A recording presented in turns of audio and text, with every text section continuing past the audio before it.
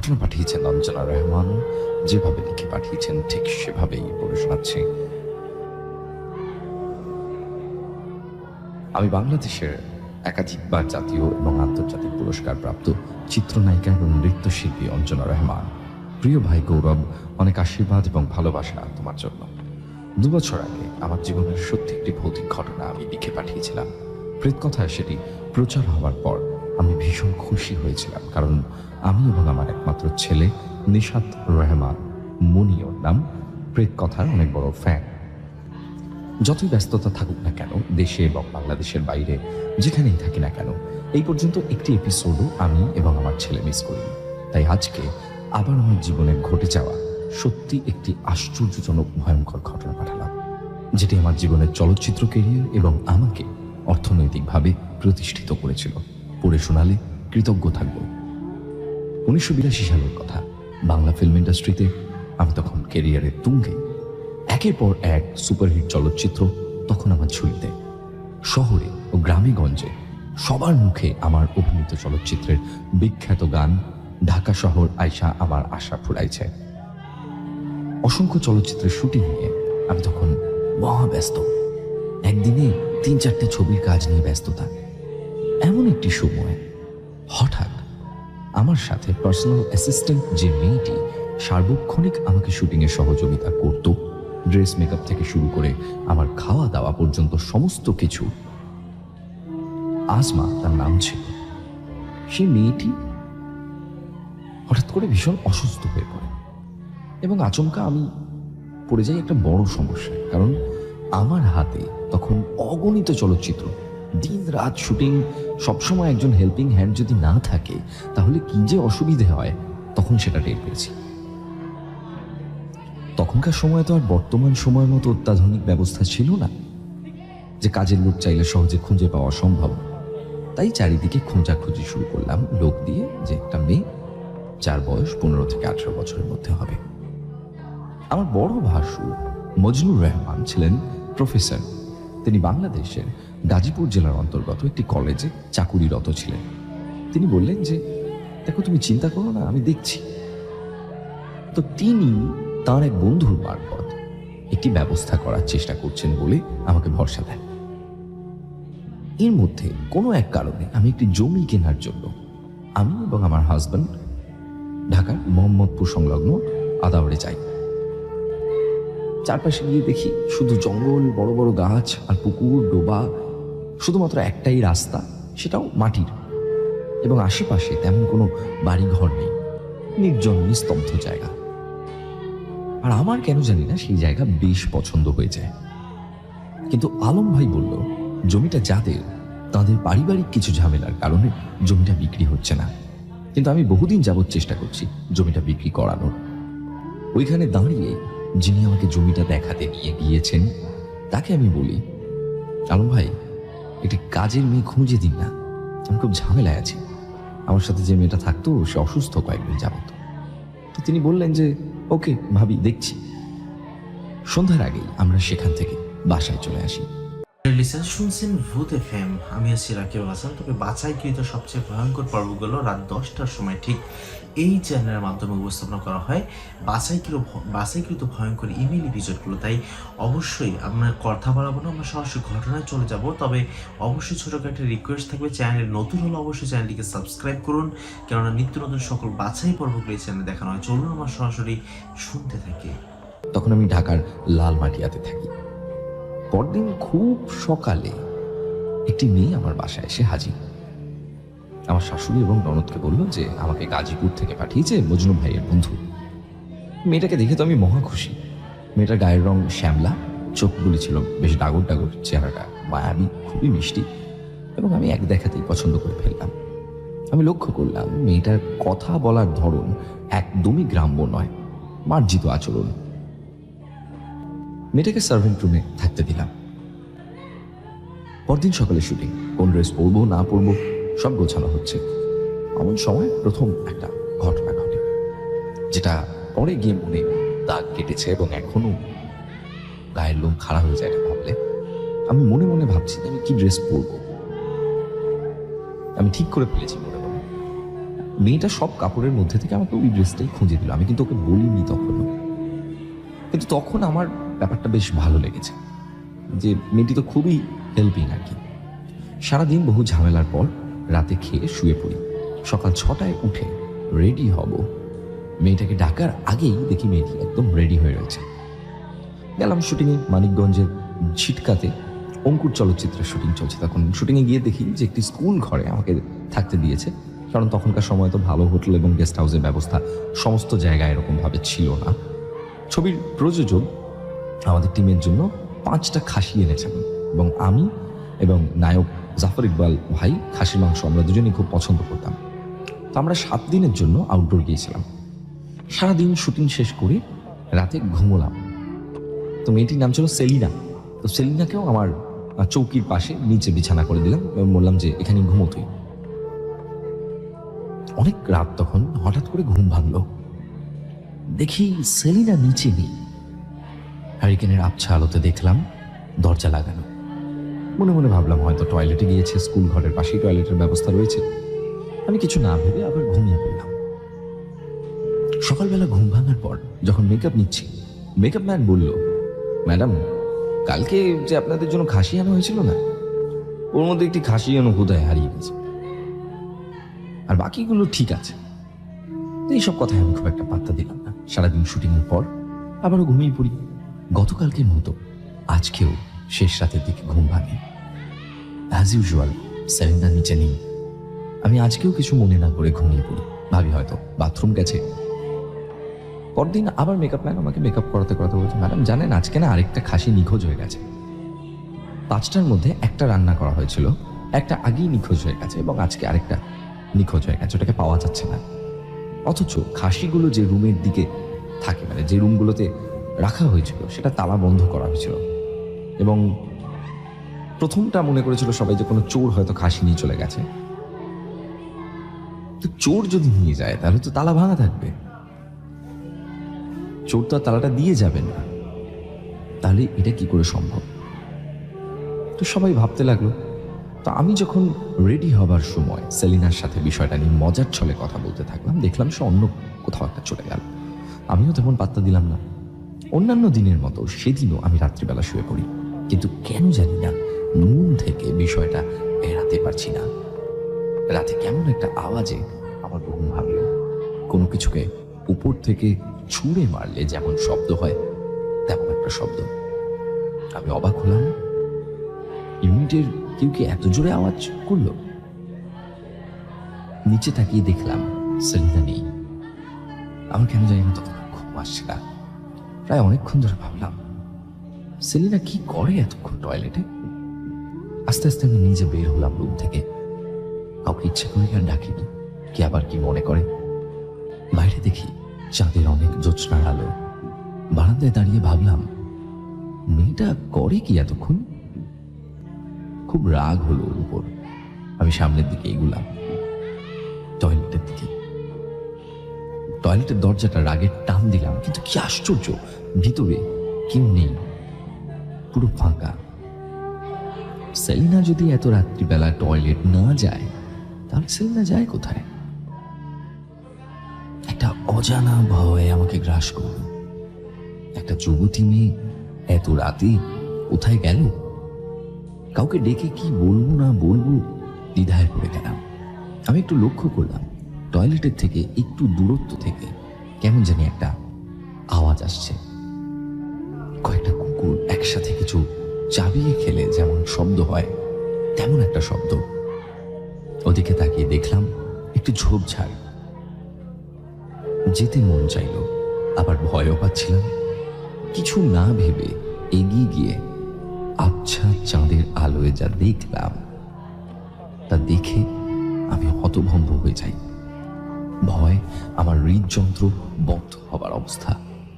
সেলিনা একটা খাসিকে কামড়ে কামড়ে মাংস খাচ্ছে। এটা দেখার পর আমি কি করব বুঝতে পারছিলাম না। কিছুক্ষণ পাথরের মতো দাঁড়িয়েছিলাম। আমার মনে হচ্ছিল এটা কি করে সম্ভব। আমি বুঝলাম সেলিনা কোনো সাধারণ মানুষ নয়।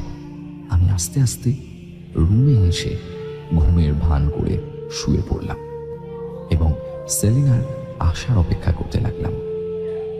আমি তখনও ঘুমোইনি। হারিকেনের আলো দপদপ করে জ্বলছে ঘরে। খানিকক্ষণ বাদে দরজা খোলার আওয়াজ পেলাম। সেলিনা রুমে ঢুকলো। হারিকেনের আবছা আলোয় দেখলাম ওর মুখে পৈশাচিক এক কুটিল হাসি। কোনো কথা না বলে সেলিনা আমার পাশে মেঝেতে শুয়ে পড়ল। আমার ঘুম হলো না। সকালে শুনলাম আজকেও একটা খাসি নেই রূপ থেকে। আমার হঠাৎ করে অনেক শরীর খারাপ লাগতে শুরু করলো।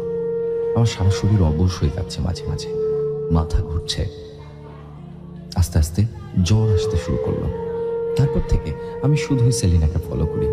সে কি কি করে শুনলাম শুটিং প্রোডাকশন ম্যানেজার সেদিন রাগ করে বাকি খাসিগুলো একেবারে রান্নার ব্যবস্থা করে ফেলেছেন। আমার আর কিছু ভালো লাগছিল না। আমি এই চলচ্চিত্রের পরিচালক খসরু নোমান ভাইকে বললাম আমাকে আর্জেন্ট ঢাকায় যেতে হবে। তিনি বললেন যে এই জ্বর নিয়ে কিভাবে যাবে, একটু সুস্থ বোধ করলে দুপুরের পর যাও। আমার মনে তখন ভয়ের ঘনঘটা, কারণ সব খাসি আজকে রান্না করা হয়েছে। রাত হলে খাসি না পেয়ে সেলিনা যদি আমাকে আক্রমণ করে বা যদি অন্য কাউকে মেরে ফেলে। দেখলাম সেলিনা আজ খুব গম্ভীর, ওর মুখে তেমন কোনো কথা নেই। আমার মরার মতো অবস্থা, আমি শুয়ে আছি, উঠতে পারছি না। দুপুরবেলাও আমি শুয়ে আছি রুমে। অন্যরা বেশিরভাগ সবাই গিয়েছে একটু দূরে মেলা দেখতে। সেলিনা আমার পাশে বসে আচমকা আমাকে প্রশ্ন করলো, কালকে রাতে আপনি কি দেখেছেন?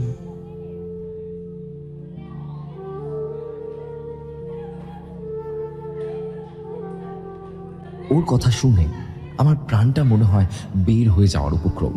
আমি ভয়ে ভয়ে বললাম, কই কিছু না তো। সেলিনা একটা কুটিল হাসি দিয়ে বলল, আমি কিন্তু জানি আপনি কি দেখেছেন। আমি চিৎকার করব কি না করব আমি কিচ্ছু বুঝতে পারছি না। আমার মনে হচ্ছে আমি এক্ষুনি মরে যাব, আমি বাঁচবো না, বা সেলিনা এক্ষুনি আমাকে মেরে ফেলবে। সেলিনা একটু রহস্যময় হাসি দিয়ে বলল, ম্যাডাম, আমি আপনার কোনো ক্ষতি করব না, কিন্তু আপনি কাউকে কিচ্ছু বলতে পারবেন না যতক্ষণ না আমরা ঢাকায় যাচ্ছি। আমি মন্ত্রমুগ্ধের মতো ওর কথা শুনছি। মনে হয় আমার নিজের উপর আমার কোনো কন্ট্রোল নেই। সে আরো বলল, আমি মানুষ না, আমি সিন্ধাটাগিরি।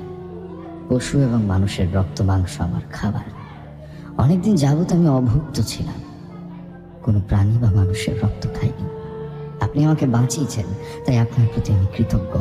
যদি আমি 31 দিনের মধ্যে পর পর 3 রাত কোনো পশু বা মানুষের রক্ত না পাই, তাহলে আমি আর বাঁচব না। আমাদের মরণ হয় রক্ত না খেতে পেরে।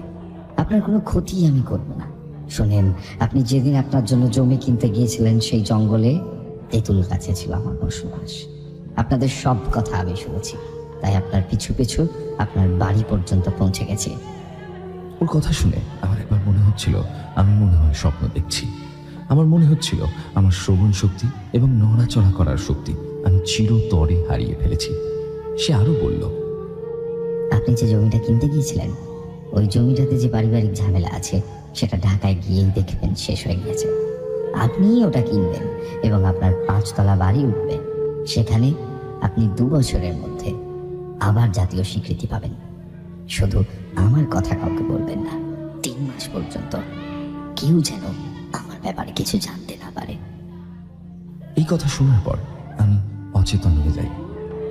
জানি না ঠিক কতক্ষণ ছিলাম। বিকেলের পর যখন ঢাকার উদ্দেশ্যে রওনা দেব, আমার ড্রাইভার জিজ্ঞাসা করলো, সেলিনা কই?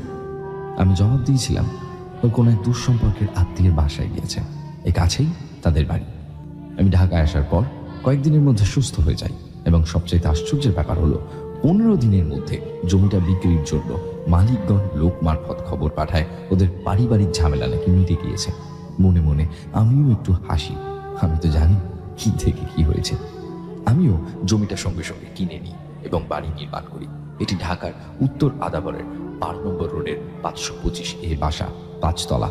এবং এর 2 বছর পর অমর কথাশিল্পী শরৎচন্দ্রের কালজয়ী উপন্যাস পরিণীতা চলচ্চিত্রের জন্য শ্রেষ্ঠ চলচ্চিত্র অভিনেত্রী হিসেবে আমি 2 বারের মতো জাতীয় চলচ্চিত্র পুরস্কার লাভ করি এবং বিভিন্ন দেশের চলচ্চিত্রে আমার ডাক আসে। তুরস্ক, ইরাক, পাকিস্তান, ইন্ডিয়া, বহু দেশের চলচ্চিত্রে অভিনয়ের সুযোগ আসে। জানি না মেয়েটা আসলেই কি ছিল, ডাকিনী বা যোগিনী, যাই হোক না কেন, আমার জীবনে ওর অবদান চিরকাল মনে থাকবে। পৃথিবীতে আমরা ছাড়াও আরো অনেক অদৃশ্য দানব দানবী ডাকিনী রয়েছে, আমি তার বাস্তব উদাহরণ। কি অসাধারণ একটি ঘটনা আমরা আজকে শুনলাম অঞ্জনা ম্যাডামের কাছ থেকে, এবং আশা করছি আপনাদের সকলের কিন্তু এই ঘটনাটি অনেক ভালো লেগেছে। বড়ই অদ্ভুত ঘটনা, এবং after a long long days আমরা প্রেত কথায় এরকম একটা ঘটনা পেলাম। অনেক পুরনো একটি এপিসোড মনে পড়ে গেল আজকে। যাই হোক, অঞ্জনা ম্যাম সময় বের করে আমাদেরকে ঘটনা পাঠিয়েছেন তার এত ব্যস্ত স্ক্যাডিউলের মধ্যেও। তার জন্য আমরা কৃতজ্ঞ, এবং আমাদের খুবই ভালো লাগলো যে আপনি ঘটনা পাঠিয়েছেন ম্যাডাম। আপনি আরও প্লিজ আমাদেরকে ঘটনা পাঠান, আমাদের তরফ থেকে সব সময় কিন্তু ওয়ার্ম ওয়েলকাম থাকবে ঘটনার জন্য। চলে যাচ্ছি আজকের আমাদের পরবর্তী ঘটনায়। আসসালামু আলাইকুম গৌরবদা, আমি মোহাম্মদ রাজা। সঙ্গত কারণে ঠিকানাটি গোপন রাখা হোক। মোহাম্মদ রাজা, আমি এটুকুনি অডিয়েন্সদের জন্য বলে দিচ্ছি, উনি কিন্তু ঘটনা পাঠাচ্ছেন আমাদের ইন্ডিয়া থেকেই, পশ্চিমবঙ্গ থেকেই আর কি। আমি আপনার রেগুলার লিসনার, আমি একজন মেডিকেল স্টুডেন্ট। এর আগে বলে রাখি, গুছিয়ে লিখতে পারলাম না, ঘটনাটি ধৈর্য সহকারে পড়ার অনুরোধ রইল। ঘটনাটি কিন্তু বড় হতে চলেছে। আমার দাদু দুই ছেলে, আমার বাবা বড়, চাচা ছোট। সর্বপ্রথম আমার বাড়ির বর্ণনা দিই। আমাদের দুটো বাড়ি ছিল, একটি গ্রামের ভিতরে আর একটি বাজারের দিকে। দাদু বাবা এবং চাচার বিয়ের পর বাজারের দিকে একটি বাড়ি তৈরি করে দেন দুই ভাইয়ের থাকার জন্য, কিন্তু বাবা এবং চাচা রাজি হয় না বাবা মাকে ছেড়ে ওখানে যাওয়ার জন্য। দাদু আশ্বাস দিয়ে বলেন যে আমার কোনো অসুবিধে হবে না। তো দাদুর জোড়াজুড়িতে বাবা এবং চাচা এক প্রকার রাজি হয়, আর বাবা বলে যে ঠিক আছে, তাহলে তোমাদের দেখাশোনা করার জন্য দুটো লোক রেখে যাও। এতে সবাই রাজি হয় এবং চলে যায়। আমরা দুই ভাই, আমার ছোট ভাইয়ের নাম সামিউল, আর আমার ছোট চাচার এক ছেলে আর এক মেয়ে। আর গ্রামের বাড়িতে থাকতো দাদু আর দিদা, আর তাদের দেখাশোনা করার জন্য দুটি লোক ছিল। আমাদের সব মিলেমিশে সুখেই দিন কাটছিল। বাবা চাচা প্রায় প্রতিদিনই দেখা করতে যেত দাদুর সাথে। হঠাৎ করে একদিন খবর আসে যে আমার দাদু আর এই দুনিয়াতে নেই। রাতে হার্ট অ্যাটাক করে তিনি মারা গেছেন। এই ঘটনা শুনে আমরা প্রচুর ভেঙে পড়ি। দাদুর সব কার্যক্রম শেষ করে ওখানে কিছুদিন থাকার পর আবার নিজের বাড়িতে ফিরে আসি। আমাদের সবকিছু ঠিকঠাকই চলছিল, কিন্তু একদিন চাচা আমার বাবাকে জমি জায়গা ভাগ করার জন্য বলে। তা আমার বাবা রাজি হয়। তারপর কম বেশি যা জমি ছিল সব ভাগ হয়ে যায়, বাড়ির জায়গাটা বাদ দিয়ে। যখন বাড়ি ভাগের সময় আসে, তখন আমার বাবা আমার চাচাকে বলে যে তুই তাহলে গ্রামের বাড়িটা নিয়ে নে, আর আমি বাজারের বাড়িতে থাকি। কিন্তু আমার চাচা তাতে রাজি হন না। আমার চাচা বলেন, তুই এত বড় বাড়িতে থাকবি আর আমি কিনা থাকবো ছোট বাড়িতে, সেটা হচ্ছে না। এইভাবে কথা কাটাকাটি শুরু হয়। তখন আমরা ছোট, জমি জায়গার বিষয়ে তেমন কিছু বুঝতাম না। তো কথা কাটাকাটি এক পর্যায়ে ঝগড়ার সৃষ্টি করে। তো আমার বাবা বলে যে এই বাড়ি আমার নামে লেখা আছে।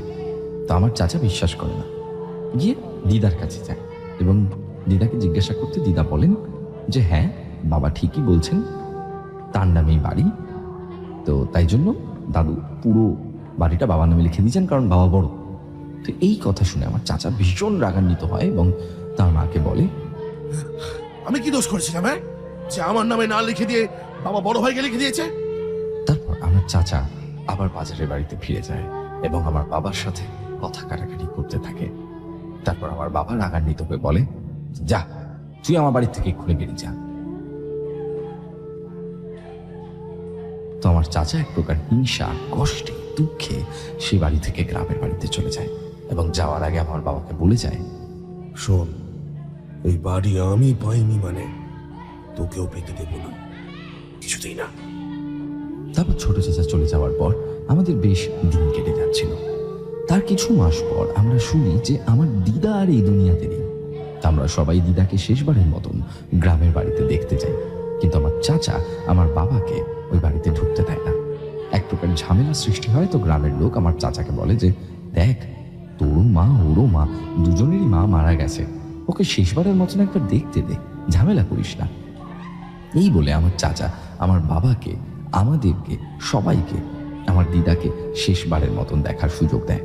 তারপর দিদার সব কার্যক্রম শেষ হয়ে যায়। এরপর আমরা আমাদের নিজেদের বাড়িতে ফিরে আসি। বাবা চাচাকে বলে যে আর জীবনেও এই ভিটেতে আমি পা দেব না। তারপর বাড়ি ফেরার পর আমাদের সবই ঠিকঠাক চলছিল। আল্লাহর রহমতে সবকিছু ভালোভাবেই কাটছিল। তারপর 1 বছর পর আমাদের জীবনে নেমে আসে এক ঘন কালো অধ্যায়, যা আমরা এখনো বলতে পারি। শুধু প্রধান ঘটনা উল্লেখ করছি। আমাদের বাড়িতে শুরু হলো অস্বাভাবিক কিছু, যেমন থেকে থেকে রাত্রিবেলায় ছাদে অনেকজনের দৌড়াদৌড়ির আওয়াজ। মাঝে মাঝে গোটা বাড়ি জুড়ে একটা অস্বাভাবিক মোটকা এবং হাসতে গন্ধ। বাবাকে খারাপ স্বপ্ন দেখালো, যেমন মাকে বালিশ চাপা দিয়ে মেরে ফেলা, নিজের হাত কামড়ে খেয়ে ফেলা। এগুলো শুধু বাবার সাথে হতো। বাবার দিন দিন শরীর খারাপ হয়ে যায়, কেমন যেন একটা বাবা হয়ে যাচ্ছে। ছোট ছোট কথাতে বাবা রেগে যায়, মায়ের সাথে ছোট ছোট কথায় ঝগড়া করে, আমাদের সাথে ঠিকঠাকভাবে কথা বলে না। কিন্তু আগে বাবা এরকম ছিল না। শুধু বাবার সাথে নয়, আমাদের সাথেও ঘটতে লাগলো এমন ঘটনা। আমরা বাবাকে বললে বাবা বলতো, তোরা কোনো খারাপ স্বপ্ন দেখছিস। একদিন বাবা রাত্রে বাথরুমে গিয়ে চিৎকার করে অজ্ঞান হয়ে যায়। আমরা সবাই মিলে ছুটে গিয়ে দেখি বাবা বাথরুমে অজ্ঞান হয়ে পড়ে আছে আর মাথা ফেটে রক্ত পড়ছে। আমরা সবাই মিলে তুলে রুমে নিয়ে আসি এবং বাবার মাথায় ব্যান্ডেজ করে দিই। তারপর বাবার যখন জ্ঞান ফেরে তখন আমাদের 2 ভাইকে জড়িয়ে বাবা কান্না করতে থাকে। আমরা কিছুই বুঝতে পারি না যে কি হয়েছে। তারপর বাবা বলতে শুরু করে, আমি যখন বাথরুমে ঢুকি তখন দেখি যে তুই তোর ভাইকে ছুরি দিয়ে গলা কেটে দিচ্ছিস আর বিভৎসভাবে হাসছিস। গোটা বাথরুম রক্তে ভরে গেছে। আমি চিৎকার করে তোর কাছ থেকে তোর ভাইকে আলাদা করার চেষ্টা করছি, কিন্তু তুই আমাকে ধাক্কা মেরে ফেলে দিচ্ছিস আর আমি ছিটকিয়ে দেয়ালের সাথে ধাক্কা খাচ্ছি। তারপর আর কিছু মনে নেই আমার। মা বলল, মনে হয় ঘুমের ঘরে তুমি কিছু ভুলভাল দেখেছো, দিয়ে মাথা ঘুরে পড়ে গিয়েছো। আমরা এই কথায় আর বেশি পাত্তা দিই না। তার 1 সপ্তাহ পর বাবা একদিন দুপুরে ফোন করে বলে, কাপড়ের দোকানে আগুন লেগে গেছে। ও বলতে ভুলে গেছে, আমাদের একটা বড় কাপড়ের দোকান আছে, মূলত আমাদের ওখান থেকেই সংসার চলে। এই ঘটনা শুনে আমরা অবাক হয়ে যাই, কি হচ্ছে আমাদের সাথে সব। এরপর থেকে বাবা ঠিকঠাক করে খাওয়া দাওয়া করতো না, ঘুমোতে পারতো না, শুধু চিন্তা করতো যে কিভাবে সংসার চলবে। এবার মা বাবাকে সান্ত্বনা দিয়ে বলতো, সব ঠিক হয়ে যাবে, আল্লাহর প্রতি ভরসা রাখো। এরপর আমি বুঝতে পারি যে আমাদের বাড়িতে কিছু অস্বাভাবিক হচ্ছে। এগুলো প্যারানর্মাল ঘটনা। আমি আমার বাবাকে সবকিছু খুলে বলি। একদিন মধ্যরাতে আমি আমার বুকের উপর একটা চাপ অনুভব করি। আমার ঘুম ভেঙে যায়। আমি চোখ খুলে দেখি সামিউল আমার বুকের উপর বসে আছে আর আমাকে বলছে, এই বাড়ি ছেড়ে চলে যা, না হলে সবাই মরবে, মরবে সবাই। এই দেখে আমি ভয় আয়াতুল কুরসি পড়া শুরু করি। আস্তে আস্তে সবকিছু নর্মাল হয়ে যায়। তারপর সকালে আমি আমার ভাইকে জিজ্ঞাসা করি, সামিউল তুই রাতে ওটা কি বলছিলি? সামিউল বলে, আমি তো কিছু করিনি, ঘুমোচ্ছিলাম। তখন আমি বাড়ির পরিস্থিতি দেখে আর বাড়িতে কাউকে কিছু জানাইনি। সবাই টেনশন করবে বুঝতে পারছিলাম। তারপর এটা যখন অতিরিক্ত হতে লাগে তখন আমি আমার বাবা এবং মাকে সব খুলে বলি। বাবা মা এবার টেনশনে পড়ে যায়। মা বাবাকে বলে, হ্যাঁ গো, পাশের মসজিদের ইমামকে কিছু বলা যায় না? বাবা রাজি হন। ইমাম সাহেবকে বলা হয়। ইমাম সাহেব সবকিছু শুনে বলেন যে এটা বড় কিছু নয়, আমি তাবিজ দিয়ে যাচ্ছি, কিছু হবে না ইনশাআল্লাহ। ইমাম সাহেব সবার জন্য একটি করে তাবিজ দিয়ে বলেন যে সবাই মিলে পড়বেন। তবু আমাদের সাথে ঘটনাগুলি ঘটতেই থাকে। তাবিজ পড়ার পরেও তাবিজের কোনো কাজই হয় না। বাবা স্বপ্ন দেখে অনেকগুলো কালো ছায়া মূর্তি একসাথে বাবাকে বলছে, তুই কেন ইমামকে বলতে গেলি? আর এই যে তাবিজ পড়েছি সেতে আমাদের কিচ্ছু হবে না। ইমামকে বলার জন্য তোকে একটা অমূল্য সম্পদ হারাতে হবে। এই স্বপ্ন দেখার পর বাবার ঘুম ভেঙে যায় এবং বাবা প্রচুর ঘামতে থাকে এবং টেনশন করতে থাকে যে কি অমূল্য সম্পদ ওরা নিয়ে যাবে। কিছুই বুঝতে পারে না। মায়ের দিকে তাকিয়ে দেখে মা তখন গভীর ঘুমে ঘুমিয়ে আছে। বাবা মাকে আর ডাকে না। তার 2 দিন পর রাত্রিবেলা বাবা উপর থেকে কিছু একটা পড়ার শব্দ শুনতে পায়। বাবা তখনই দৌড়ে জানলার দিকে গিয়ে দেখে একজন নিচে পড়ে আছে। এই দেখে বাবা চিৎকার করে নামতে থাকে। বাবার চিৎকারে আমার ঘুম ভেঙে যায়, আর আমরাও বাবার পিছন পিছন নিচে যাই। গিয়ে দেখি একজন উপুর হয়ে পড়ে আছে। বাবা সেই বডিটাকে উল্টায় এবং উল্টেই মাথা ধরে বসে পড়ে নিচে। আমরা কাছে গিয়ে যা দেখি সেটা দেখার জন্য আমরা কেউ প্রস্তুত ছিলাম না। দেখি সামিউল পড়ে আছে এবং তার মুখ এবং নাক থেকে রক্ত বেরোচ্ছে। সঙ্গে সঙ্গে ভাইকে নিয়ে হসপিটালের দিকে রওনা দিই। হসপিটালে গিয়ে ডাক্তারবাবু দেখে বলেন যে আপনার ভাই আর এই দুনিয়ায় নেই। আমরা সবাই ভেঙে পড়ি এবং ভাইকে বাড়ি নিয়ে চলে আসি। তারপর সবাইকে খবর দিই, কৃতকার্য শেষ করি। কাছে আত্মীয় ছাড়া সবাই বাড়ি চলে যায়। এমনকি আমার ছোট চাচা কারোর সঙ্গে কথা না বলেই বাড়ি চলে যায়। আমার মামা বাবাকে জিজ্ঞাসা করে যে এসব কি করে হলো। তারপর বাবা A to Z সবকিছু মামাকে খুলে বলেন। সব শুনে মামা বাবাকে বলেন যে দেখো, এটা স্বাভাবিক কিছু নয়, কোনো বড় মৌলানার কাছে যেতে। তো বাবা এবং মামা দুজন মিলে তার পরের দিনই এক মৌলানার সাথে দেখা করেন এবং সবকিছু খুলে বলেন। মৌলানা সাহেব সবকিছু শুনে বললেন, ঠিক আছে, আমি কাল তোমাদের বাড়ি যাব। মৌলানা এসে বাড়ির চারিদিকে ঘুরে দেখে বলেন, শোন, তোদের একটা ফাঁকা ঘর আমাকে দে, আর তোরা সবাই বাড়ির বাইরে যা। মোটামুটি 20 মিনিট পর মৌলানা বাবা এবং মামাকে ঘরের ভিতর আসতে বলেন। তারপর যা বলেন সেটা শুনে আমাদের পায়ের তলার মাটি সরে যায়।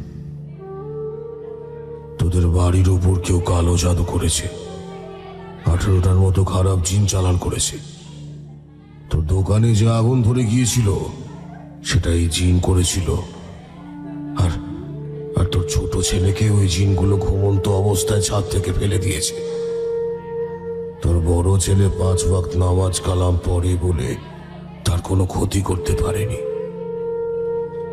কিন্তু মৌলানা, আমি কার ক্ষতি করেছি যে আমার এত বড় ক্ষতি হলো? শান্ত হ, শান্ত হ। তোরই কাছের এক আত্মীয় করেছে। বলুন মৌলানা, বলুন কে সে? ধর থেকে মাথা নামিয়ে দেব। কে বলুন? বলছি না, শান্ত হ। নাম বলা যাবে না কে করেছে। আচ্ছা, বলতে হবে না, কিন্তু কালো জাদু কাটানোর তো কোনো উপায় আছে বাবা? হ্যাঁ, আছে উপায়, কিন্তু আমি এখনো জানতে পারিনি সেটা কি দিয়ে কালো জাদু করা হয়েছে এবং কোথায় রাখা আছে সেটা জানা দরকার। আমার জিনগুলো আমাকে কালকে জানাবে বলেছে। তারপর আমাদের সবাইকে বাড়ির বাইরে যেতে বলেন। কিছুক্ষণ পর হুজুর বাইরে আসে এবং বলেন, এই বাড়ি আমি বন্ধন করে দিয়েছি, আর তোদের একটা করে তাবিজ দিচ্ছি, সবাই পড়ে নিস।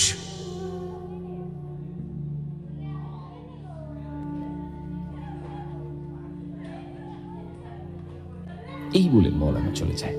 সে রাত্রিটা আমরা সবাই ভয় ভয় কাটালাম।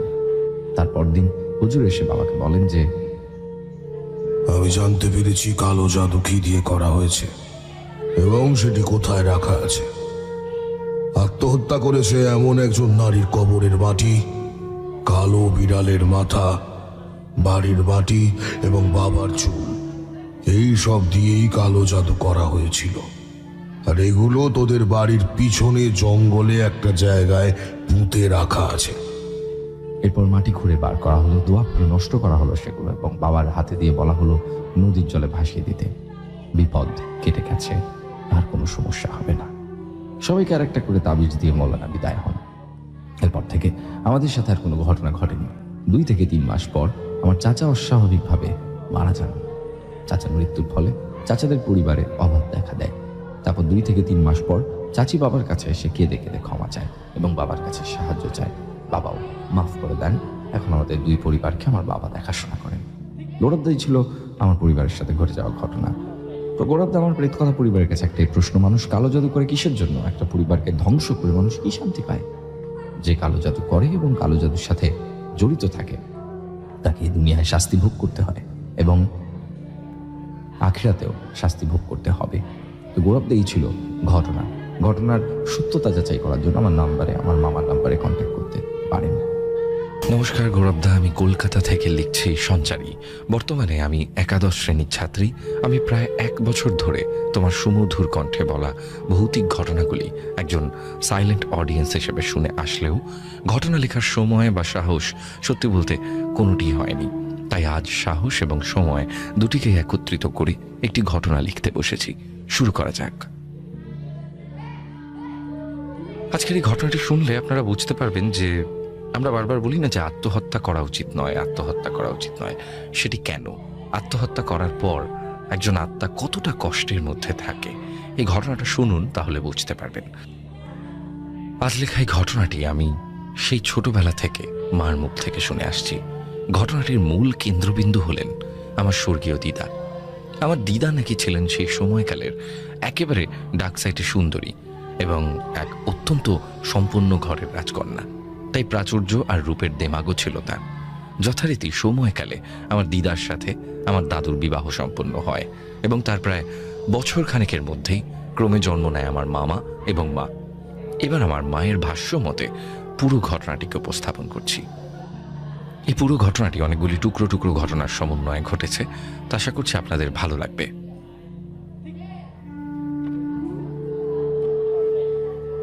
আমি ছিলাম আমার মায়ের চোখের মণি। বলতে গেলে প্রায় সারাক্ষণই আমি একেবারে এঁটুলির মতো মার আঁচল ধরে ঘুরে বেড়াতাম। তখন আমার বয়স ছিল মাত্র 3 বছর। সেদিন ছিল বিপত্তারিণী পুজোর দিন। তাই সবার মতো মাও ব্রত রেখে স্থানীয় চণ্ডীবাড়ি নামক একটি মন্দিরে পুজো দিতে যায়। সারাদিন নির্জলা উপবাসের পর পুজো দিয়ে যখন মা বাড়ি ফেরেন, তখন তিনি দেখেন যে বাবা অনেক পুঁই ডাঁটা আর শাকসবজি এনেছেন। বাবা মাকে দেখা মাত্রই কোমল স্বরে বলে ওঠেন, "ও, তুমি এসে গেছো? এই দেখো না, আমি বাজারে গিয়ে এই কটা ডাঁটা আর শাকসবজি এনেছি। তা তুমি এগুলো একটু কেটে আজ ডাঁটা চচ্চড়ি আর কোনো নিরামিষ তরকারি রান্না করো।"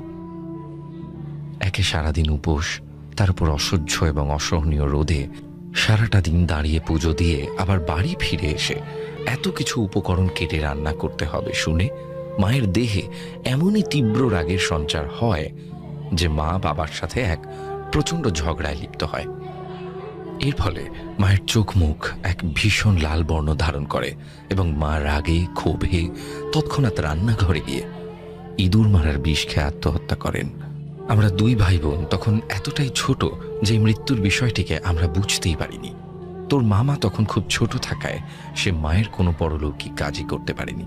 তাই আমার ছোট কাকাই এই সকল কাজ সম্পন্ন করেন। এরপরই ঘটতে থাকে কিছু অদ্ভুত ঘটনা।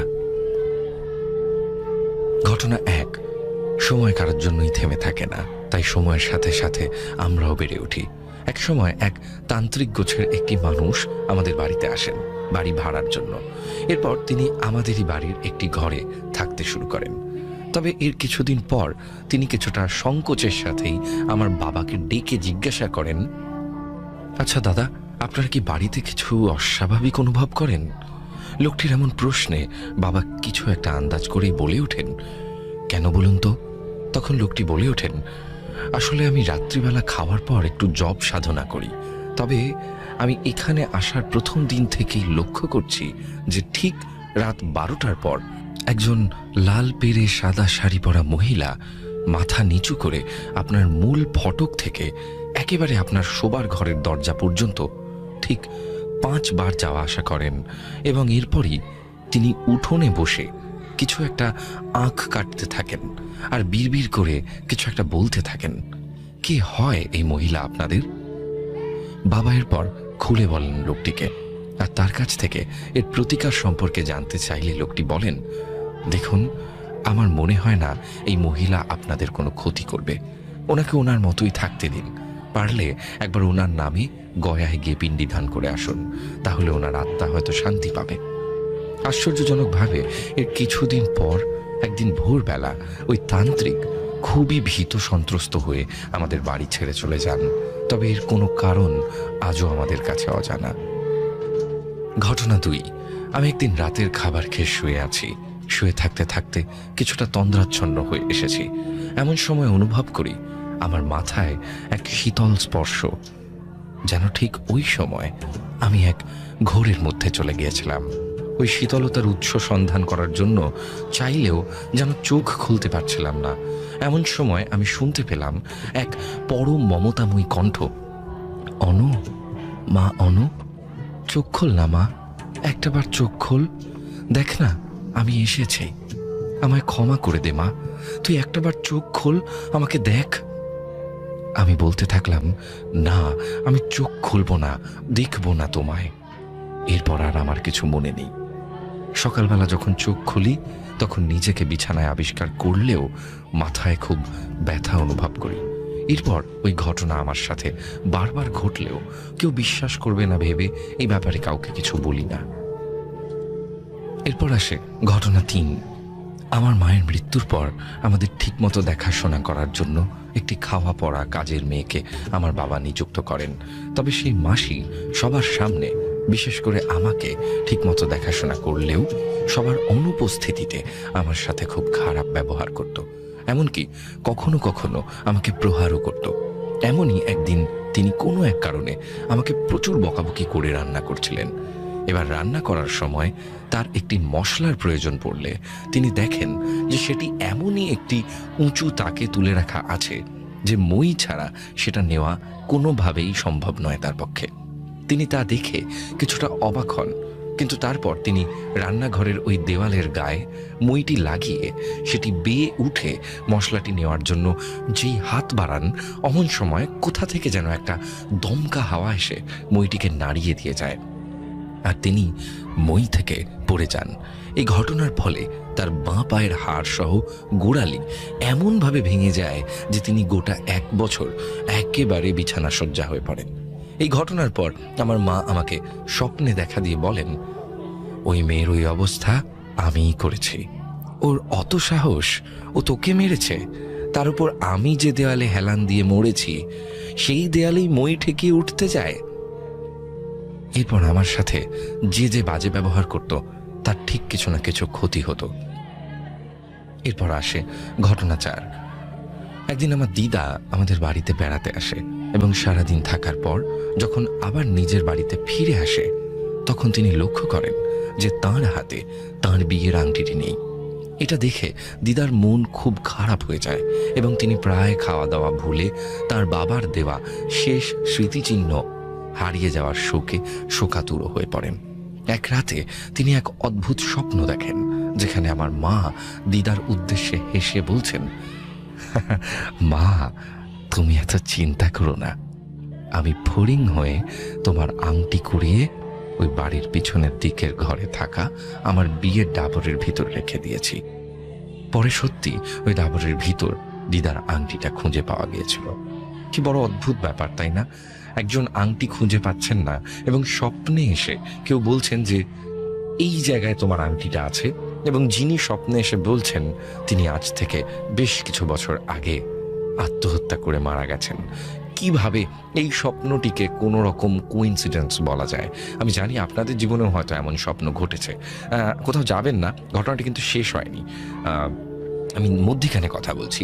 বোধহয় আপনাদের জীবনেও কিন্তু এমন ঘটনা ঘটেছে, কখনো কোনো স্বপ্ন দেখেছেন যে স্বপ্নটি হয়তো সত্যিকারের কোনো বাস্তবকে ইঙ্গিত করেছে। ঘটনা 5 একটুখানি পড়ি, কি বলছে দেখি। গৌরবদা, এই ঘটনাটা ঘটেছিল আমার সঙ্গে। আমার মায়ের বলা কথা অনুযায়ী আমি লিখছি। তোর বয়স তখন 1 বছর।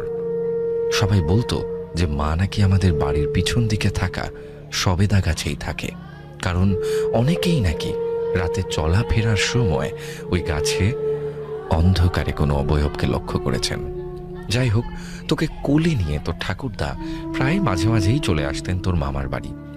এমনই একদিন তোকে নিয়ে তোর ঠাকুরদা মামার বাড়ি এসে বিকেলবেলা ওই পিছনের দিকের সবেদা গাছে বসে হেলান দিয়ে তোর সাথে খেলা করছিলেন।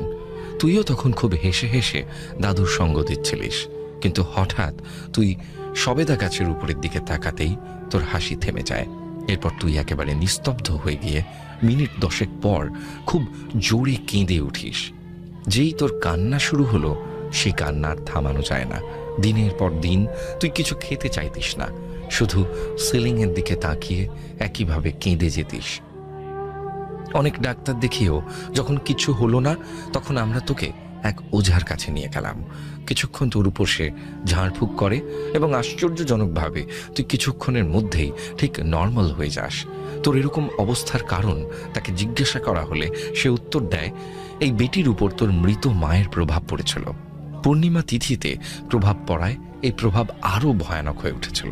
আর কিছুদিন দেরি করলে এই বেটি আর জীবিত থাকতো না। এই বলে তিনি আমাকে কিছু জল পড়া আর তোকে কিছু কবচ পরিয়ে দেন। তো এই ছিল আমার ঘটনা। বড় অদ্ভুত ঘটনা এটা। আমাকে যিনি পাঠিয়েছেন ওনার নাম সঞ্চারী। সঞ্চারী কিন্তু বড় অদ্ভুত ঘটনা পাঠিয়েছে। এবং আপনাদের কি মনে হয় আপনারা কিন্তু অবশ্যই কমেন্ট করে আপনাদের মতামতটি জানাবেন। এবং আমি দেখি সঞ্চারী কি লিখে ঘটনাটি শেষ করছেন। আমাদের প্রত্যেক ঘটনার শেষেই আমাদের সাবস্ক্রাইবাররা আমাদের জন্য কিছু লেখেন। তিনি লিখছেন, তো গৌরবদা এই ছিল আমার ঘটনা। শুধু এই কটা ঘটনাই নয়, আরও কিছু ঘটনা রয়েছে যেখানে দিদা তার অস্তিত্বের প্রমাণ দিয়েছেন। ইভেন এখনও আমার মা বিশ্বাস করেন যে দিদা তাকে প্রতিটি বিপদের হাত থেকে এখনও রক্ষা করেন। আমি চলে যাচ্ছি আজকের আমাদের পরবর্তী ঘটনায়। কেমন লাগলো ঘটনাটি জানাতে কিন্তু ভুলবেন না। পরবর্তী ঘটনা পাঠিয়েছেন জামিরুল ভাই। জামিরুল ইসলাম যেভাবে লিখে পাঠিয়েছেন আমি ঠিক সেইভাবেই পড়ে শোনাচ্ছি ঘটনাটি। শুরু করছে সেই পবিত্র শক্তির নামে যিনি এই পুরো ব্রহ্মাণ্ডের একক অধিপতি। এই মুহূর্তে যে যেই অবস্থায় প্রেতকথার সাথে যুক্ত আছে তাদের সবাইকে শুভেচ্ছা এবং সালাম জানাচ্ছি। আমি মোহাম্মদ জামিরুল জোয়ারদার বলছি বাংলাদেশের কুষ্টিয়া জেলার মিরপুর থানাধীন কোনো একটি গ্রাম থেকে। আমি যে ঘটনাটি প্রেতকথা শ্রোতাদের উপহার দিতে যাচ্ছি সেটি আমেরিকা ফেরত এক বড় ভাইয়ের জীবনে ঘটে যাওয়া সত্য বাস্তব ঘটনা। গৌরবদা যদি ইমেলটা বেশ বড় লাগে এবং পড়তে কষ্ট হয় এবং প্রচারযোগ্য না মনে হয় তাহলে পড়ো না, আদারওয়াইজ শ্রোতাদেরকে উপহার দিও। নিশ্চয়ই জামিরুল ভাইয়ের এই ঘটনাটি আমার বেশ ভালো লেগেছে। বেশ কি বলবো, রুদ্ধশ্বাস ঘটনা এটি। আশা করছি আপনাদের ওই ঘটনাটি কিন্তু অনেকটা ভালো লাগবে। দীর্ঘ এক যুগ পর দেশে ফিরলেন বিদ্যুৎ ভাই। সেই যে লটারিতে বিজয়ী হয়ে পাড়ি জমালেন আমেরিকায়, ফিরলেন 12 বছর পর। হঠাৎ একদিন বিদ্যুৎ ভাই আমাকে ফোন দিয়ে বলে, জামিরুল, আমি তো দেশে এসেছি, তুমি কি একবার দেখা করতে পারবা? আমি বললাম, হ্যাঁ, কেন পারবো না, কোথায় আসতে হবে বলেন। এরপর বিদ্যুৎ ভাই সময় এবং স্থান নির্ধারণ করেন। তারপর আমিও সেই সময় অনুযায়ী নির্ধারিত স্থানে গিয়ে হাজির হই। গিয়ে দেখি আমার অনেক আগেই বিদ্যুৎ ভাই এসে বসে আছেন। আমাকে দেখে বিদ্যুৎ ভাই একটু আবেগে আপ্লুত হয়ে যান এবং তারপর কিছুক্ষণ সময় গল্প গুজব করার পর ভাই আমাকে জিজ্ঞাসা করেন যে, এই তুমি প্রেত কথায় ঘটনা পাঠাও না? আমি বলি, জি ভাই। তো ভাই তখন বলেন, আমি তোমার ফেসবুকের মাধ্যমে প্রেত কথার সাথে পরিচিত হয়েছি। আমার বিষাদময় নির্ঘুম রাত যে গৌরবের কণ্ঠে প্রেত কথা আমার জীবনে ঘুম পাড়ানি কাজলা দিদি হয়ে যাবে সেটা স্বপ্নেও ভাবিনি। থ্যাঙ্কস বিদ্যুৎ ভাই। এবার বিদ্যুৎ ভাই আমাকে বলেন, আমার সাথে ঘটা একটা বাস্তব ঘটনা আছে, তুমি সুন্দর করে লিখে পাঠাবে? আমি বলি, হ্যাঁ, লিখে পাঠাতেই পারি, কিন্তু সব ঘটনা তো প্রচার হয় না, তাই নিশ্চয়তা দিতে পারছি না, তবে চেষ্টা করে দেখতে পারি, আপনি বলেন ঘটনা। এরপর বিদ্যুৎ ভাই ঘটনা বলা শুরু করলেন। তার বলা কথাগুলো ছিল এরকম। বলছেন, আমেরিকা ফেরত বিদ্যুৎ ভাই। আমি থাকতাম শিকাগো শহরের থেকে একটু দূরে পাশের একটা এলাকায়। এলাকাটিতে খুব একটা জনবসতি ছিল না। বেশ খানিকটা দূরে দূরে একটা করে বাড়ি। সরু রাস্তার দুই পাশ দিয়ে সবুজ ঘাসে মোড়ানো বিস্তীর্ণ ভূমি, সারি সারি গাছে ভরা সবুজের প্রাণভূমি। প্রতিটি সাজানো গোছানো বাগানগুলো যেন এক একটা পার্ক। এলাকাটা দিনের বেলা যতটা নয়নাভিরাম সৌন্দর্য বহন করে, ঠিক ততটাই ভুতুড়ে পরিবেশ ধারণ করে রাতের বেলা। সরু রাস্তার দুই পাশে একটু পরপর ল্যাম্প পোস্ট এবং রাস্তার দুই পাশ দিয়ে সারি সারি বড় বড় কিছু পুরনো গাছ। রাত একটু বাড়লে পুরো এলাকাটা কেমন যেন শুনশান হয়ে যায়। আবার আমার বাড়ির থেকে একটু দূরে ছিল খ্রিস্টানদের পুরনো কবরস্থান। ছোট্ট পাঁচিলের মাথায় লোহার গ্রিল দিয়ে ঘেরা পুরো কবরস্থানটা। একপাশে সারিবদ্ধ কবর এবং একপাশে বড় বড় গাছে সাজানো গোছানো বাগানের মতো। কবরস্থানে টিপ টিপ করে জ্বলছে ল্যাম্পপোস্টের বাতিগুলো। সব মিলিয়ে এলাকাটা রাতের বেলা কেমন যেন গা ছমছমে ভাব হয়ে যায়। একদিন অফিসের কাজের খুব চাপ থাকায় বাড়ি ফিরতে বেশ অনেকটা রাত হয়ে গিয়েছিল। ঘড়ির দিকে তাকিয়ে দেখি রাত 1টা বেজে গেছে। তারপর একটা ট্যাক্সি ডেকে ড্রাইভারকে লোকেশন বললে ড্রাইভার কবরস্থানের দিকে যেতে রাজি হয় না। কারণ জিজ্ঞাসা করলে ড্রাইভার কিছু বলে না। কিছু সময় পর ট্যাক্সি কবরস্থান থেকে একটু দূরে আমাকে নামিয়ে দিয়ে সরি বলে ভাড়া নিয়ে চলে যায়। ট্যাক্সি ড্রাইভার কেন এমন করলো সেটা আমি বুঝলাম না। যাই হোক, ওইসব চিন্তা বাদ দিয়ে এবার হাঁটা শুরু করলাম। হাঁটতে হাঁটতে কবরস্থানের কাছাকাছি আসলে খেয়াল করি কবরস্থানের মেইন গেটের সামনে ঠিক ল্যাম্পপোস্টের নিচে সাদা একটি নাইটি পরে এক মেয়ে দাঁড়িয়ে আছে। আমার দিকে পিছন ফিরে ল্যাম্পপোস্টের সাথে হেলান দিয়ে দাঁড়িয়ে আছে সেই মেয়েটি। ঘন কালো এলোমেলো চুলগুলো যেন হাওয়ায় দুলছে। আমি পিছন থেকে একটু উচ্চস্বরে জিজ্ঞাসা করি, হ্যালো, হোজ দেয়ার? আমার কণ্ঠ শুনে একটু চমকে উঠে আমার দিকে তাকিয়ে সে ছুটে গিয়ে কবরস্থানের ভেতর দৌড়ে আলো আধারে দাঁড়িয়ে যায়। মেয়েটির বয়স 18-19 বছর হবে। ভাবলাম, এত রাতে একা একটা মেয়ে মানুষ এখানে কি করছে? তারপর আবার মাথায় আসে এটাই যে হয়তো অত রাত্রিবেলা আমাকে দেখে সে হয়তো ভয় পেয়ে গেছে, তাই জন্য সে দৌড়ে পালিয়ে গেছে। যাই হোক, ওদিকে খেয়াল না করে আমি চলে আসি নিজের বাসার দিকে। তবে এক ঝলকে দেখা মেয়েটির মায়া ভরা চেহারাটা তাকে নিয়ে ভাবতে বাধ্য করছে। শত শত প্রশ্ন জন্ম নিচ্ছে তাকে নিয়ে। কে সে? কেনই বা এত রাতে দাঁড়িয়েছিল? তারপর ওসব চিন্তা বাদ দিয়ে আবার নিজেকে নিয়ে ব্যস্ত হয়ে যাই। পরের দিন রাতের বেলা খেয়াল করে দেখি সিগারেটের প্যাকেটে একটাও সিগারেট নেই। অথচ আজ অনেক রাত জেগে ল্যাপটপে অফিসের কিছু জরুরি কাজ করতে হবে। সিগারেট না হলে চলবেই না। তাই বাসা থেকে বেরিয়ে পড়লাম সিগারেট কেনার উদ্দেশ্যে। সিগারেটের দোকানটা যেতে হলে কবরস্থানের সামনে দিয়ে যেতে হতো। আমি যাবার সময় কিছু না দেখলেও ফিরে আসার সময় দেখি সেই মেয়েটি কবরস্থানের গেটের গ্রিলটা ধরে নিষ্পলক দৃষ্টিতে তাকিয়ে আছে চাঁদের দিকে। আমি আবারও জিজ্ঞাসা করলাম, excuse me, who are you? আপনি কি করছেন এখানে? এবার মেয়েটি পালিয়ে না গিয়ে আমার কথার উত্তর দিল এবং বলল, হাই, আই এম রিনা। কবরস্থানের ওই পাশে যে দোতলা বাড়ি, ওখানে আমি থাকি। এবার মেয়েটি আমাকে জিজ্ঞাসা করলো, তুমি কে? উত্তরে আমি বললাম, আমার নাম বিদ্যুৎ, আমি বাংলাদেশ থেকে এসেছি। এরপর রিনার সাথে বিভিন্ন বিষয় নিয়ে গল্প গুজব করার পর রাত প্রায় 2টার দিকে তার থেকে বিদায় নিয়ে চলে আসি।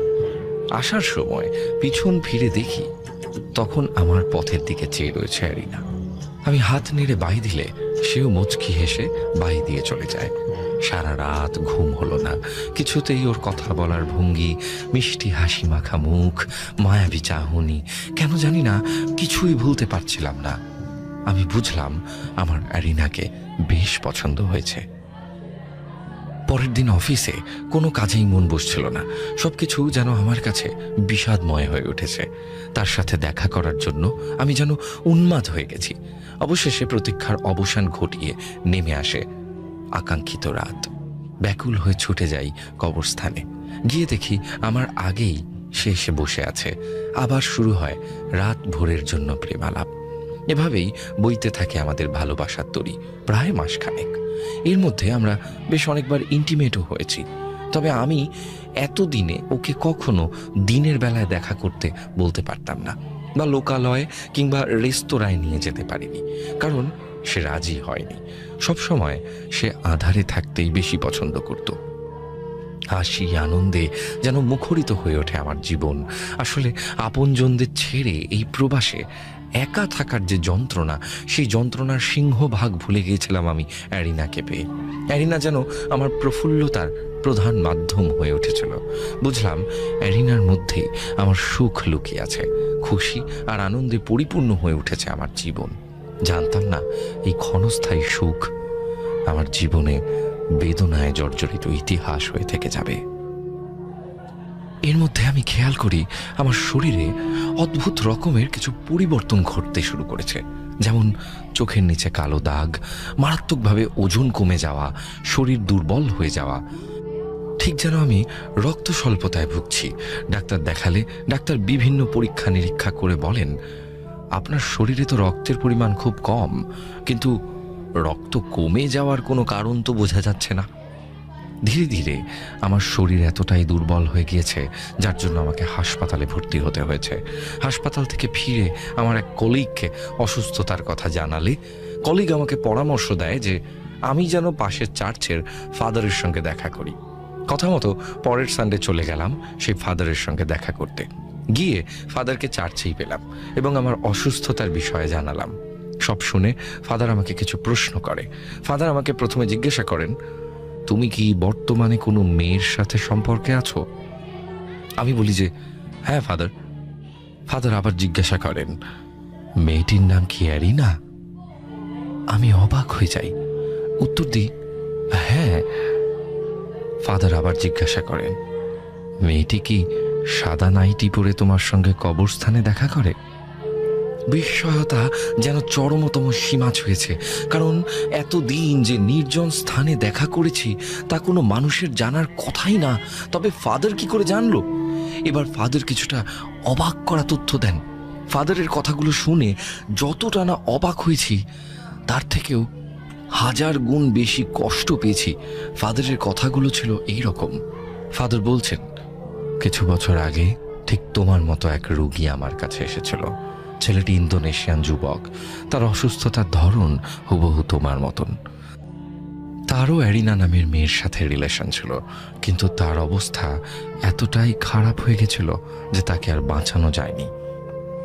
এবার আমি ফাদারের উপর বিরক্ত হয়ে জিজ্ঞাসা করলাম, ওর মৃত্যুর সঙ্গে অ্যারিনার কি সম্পর্ক? এবার ফাদার যে কথাগুলো বলে সেটা শুনে বুকের ভেতরটা যেন রাগে, দুঃখে, কষ্টে যেন দম বন্ধ হওয়ার অবস্থা। মুহূর্তে পায়ের নিচের মাটি সরে যায়। আমার মস্তিষ্ক ভালো মন্দ উপলব্ধি করার মতো অবস্থায় নেই। ফাদার বলে, তুমি যে মেয়ের সাথে রিলেশনে আছো সে কোনো মানুষ না। বেশ কিছু বছর আগে কিছু বখাটে যুবক মিলে কবরস্থানের পাশের বাসার সামনে থেকে একটি মেয়েকে অপহরণ করে নিয়ে আসে কবরস্থানের ভিতর। পাশবিক নির্যাতন করে মেয়েটাকে খুন করে সেখানেই পুঁতে রেখে যায়। 3 দিন পর পুলিশ যখন মেয়েটির লাশ উদ্ধার করে তখন দেখে সেটা অ্যারিনা। পরনে ছিল সাদা রঙের নাইটি। তারপর থেকে রাত 12টার পর মাঝে মাঝেই অ্যারিনাকে কবরস্থানের মধ্যে ঘোরাঘুরি করতে দেখা যায়। প্রতিশোধের নেশায় অ্যারিনার আত্মা ভয়ানক প্রেতশক্তি অর্জন করেছে। এই বলে ফাদার চুপ হয়ে যায়। আমি অ্যারিনার ভালোবাসায় এতটাই সম্মোহিত হয়ে গিয়েছিলাম যে ফাদারের কথাগুলো আমার কানে গরম লোহার মতো জ্বালা করছিল। কোনো কথাই আমার বিশ্বাস হচ্ছিল না। আমি যেন পুরো হিতাহিত জ্ঞান শূন্য হয়ে পড়েছি। আমি বারবার প্রার্থনা করছিলাম ফাদারের কথাগুলো যেন মিথ্যা হয়। এরপর ফাদারের কথাগুলো যাচাই করার জন্য চলে যাই অ্যারিনার দেখানো সেই বাড়িতে। গিয়ে দেখি বাড়ির সামনে বৃদ্ধ বয়সী একজন ওয়াচম্যান বসে আছেন। আমি ওনাকে জিজ্ঞাসা করলাম, এটা কি অ্যারিনার বাড়ি? ওয়াচম্যান আমার দিকে কিছুক্ষণ তাকিয়ে বলেন, ইয়েস। আমি আবার জিজ্ঞাসা করি, আচ্ছা অ্যারিনা কি বাসায় আছে? এবার লোকটি বেশ ক্ষেপে গিয়ে বলেন, আর ইউ ম্যাড? অ্যারিনা মারা গেছে প্রায় 6 বছর আগে। ওই যে ওইটা অ্যারিনার কবর। ওয়াচম্যানের কথা শুনে আমি যেন আকাশ থেকে পড়লাম। বিরহ যেন আমাকে পুরো গ্রাস করে নিল। বাঁধ ভাঙা কান্না চলে আসে আমার চোখের সামনে। এরপর ভাবি, অ্যারিনা যদি মারা গিয়ে থাকে তাহলে আমি এতদিন কার সঙ্গে মেলামেশা করতাম? বিষণ্ণ হয়ে হাঁটা শুরু করলাম কবরস্থানের মধ্যে দিয়ে। হাঁটতে হাঁটতে একটি কবরের উপর একটা লেখায় চোখ যায়। দেখি বড় বড় অক্ষরে সেখানে লেখা, অ্যারিনা গনসালভিস, জন্ম তারিখ 17 মে 1985, মৃত্যু 11 জুন 2004। লেখাগুলো পড়ার পর আমি আর নিজেকে ধরে রাখতে পারি না। কবরটা ধরে অনেকক্ষণ কেঁদেছিলাম। আমার কান্না দেখে ওয়াচম্যান খবর দেয় অ্যারিনার বাবা মাকে। অ্যারিনার বাবা এবং ছোট ভাই এসে আমাকে জিজ্ঞাসা করেন, কে তুমি? অ্যারিনাকে কিভাবে চেনো? আমি কোনো প্রশ্নের উত্তর না দিয়ে চুপচাপ সেখান থেকে চলে আসি। এরপর শারীরিক অসুস্থতা দেখিয়ে অফিস থেকে 1 সপ্তাহের ছুটি নিই। অ্যারিনার বিরহ আমাকে এমনভাবে গ্রাস করেছে যে বিরহ যন্ত্রণা কমানোর জন্য আমি সব সময় মদের নেশায় বিভোর থাকতাম। একদিন রাতে আনুমানিক 2টো বাজে হঠাৎ ঘুম ভেঙে গেল। তখন খুব মিস করছিলাম অ্যারিনাকে। তাই ভাবি, যা হবে দেখা যাবে। আজ যেই ভাবা সেই কাজ। চলে গেলাম কবরস্থানের মধ্যে, যেখানে আমরা সব সময় কাটাতাম। গিয়ে যা দেখি, সেটা দেখে অ্যারিনার প্রতি যে ভালোবাসা ছিল তা মুহূর্তেই রাগে এবং ঘৃণায় পরিণত হয়। দেখি আমার সাথে যেভাবে অন্তরঙ্গ হয়ে অ্যারিনা সময় কাটাতো, ঠিক একইভাবে সেই একই স্থানে অন্য এক যুবকের সাথে সময় কাটাচ্ছে অ্যারিনা। সেই ছেলেটিকে আমি চিনি, ওর নাম আহমদ, বাড়ি পাকিস্তানের কোনো একটি প্রদেশে। কিন্তু একটা বিষয় আমার সমস্ত রাগকে শান্ত করে দেয়। দেখি আহমদের শরীর থেকে লাল রঙের আলোকিত ধোঁয়ার মতো কি যেন একটা বের হয়ে অ্যারিনার শরীরে প্রবেশ করছে। বুঝলাম ফাদার যা বলেছেন তার সবই সত্যি। ঠিক একইভাবে হয়তো আমার শরীর থেকে রক্ত খেয়েছে অ্যারিনা রূপী পিশাচটা। আরও বুঝলাম শিকারকে প্রেমের ফাঁদে ফেলে এরপর কৌশলে রক্ত খাওয়াই ওর মূল উদ্দেশ্য। এরপর নিজের রাগকে কন্ট্রোল করে চুপচাপ সেখান থেকে চলে যাই এবং ভাবতে থাকি এর তো একটা বিহিত হওয়া দরকার। তাই পরের দিন হাজির হই সেই চার্চের ফাদারের কাছে এবং ফাদারকে সবটা খুলে বলি এবং ফাদার সবটা শুনে আমাকে বলেন, এই ডেভিলের সাথে মোকাবিলা করার ক্ষমতা আমার নেই, তবে আমি একটি ঠিকানা দিচ্ছি, তুমি বরং সেখানে গিয়ে দেখো। ফাদারের থেকে ঠিকানাটা নিয়ে সোজা গিয়ে হাজির হই সেই আহমদের বাড়িতে এবং ওকে অ্যারিনার ব্যাপারে সব খুলে বললে ও প্রথমে বিশ্বাস করতে না চাইলে প্রথমে অ্যারিনার কবর এবং চার্চের ফাদারের কাছে সবটা শুনে বিশ্বাস করতে বাধ্য হয়। এরপর আমি এবং আহমদ রওনা হই সেই ঠিকানা অনুযায়ী। ঠিকানাটা ছিল কোনো এক মসজিদের, আর ব্যক্তিটি ছিল মসজিদের ইমাম। ট্যাক্সি করে বেশ কিছুক্ষণ চলার পর পৌঁছই সেই মসজিদের সামনে। গিয়ে দেখি ইমাম আসরের নামাজ আদায় করে বের হচ্ছে।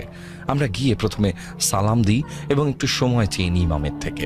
তারপর পুরো বিষয়টা বুঝিয়ে বলি ইমাম সাহেবকে। শুনে ইমাম সাহেব বলেন, সত্যি বলতে যে কোনো দিন তো এসব কাজ হয় না, তোমরা বরং তোমাদের ঠিকানা দিয়ে যাও, আমি আগামী মঙ্গলবার তোমাদের সাথে দেখা করবো ইনশাআল্লাহ। তারপর ঠিক মঙ্গলবার দিন বিকেলে তিনি এসে হাজির হন আমার বাসায়। এরপর রাত 12টার সময় আহম্মদকে 1 বোতল পড়া পানি দিয়ে পাঠানো হয় অ্যারিনার সঙ্গে দেখা করতে এবং এও বলা হয় যে সুযোগ বুঝে যেন এই পানি অ্যারিনার শরীরে ছিটিয়ে দেওয়া হয় এবং অ্যারিনা রূপী পিশাচ তার সব শক্তি ভুলে গিয়ে তারপর নিস্তেজ হয়ে পড়বে।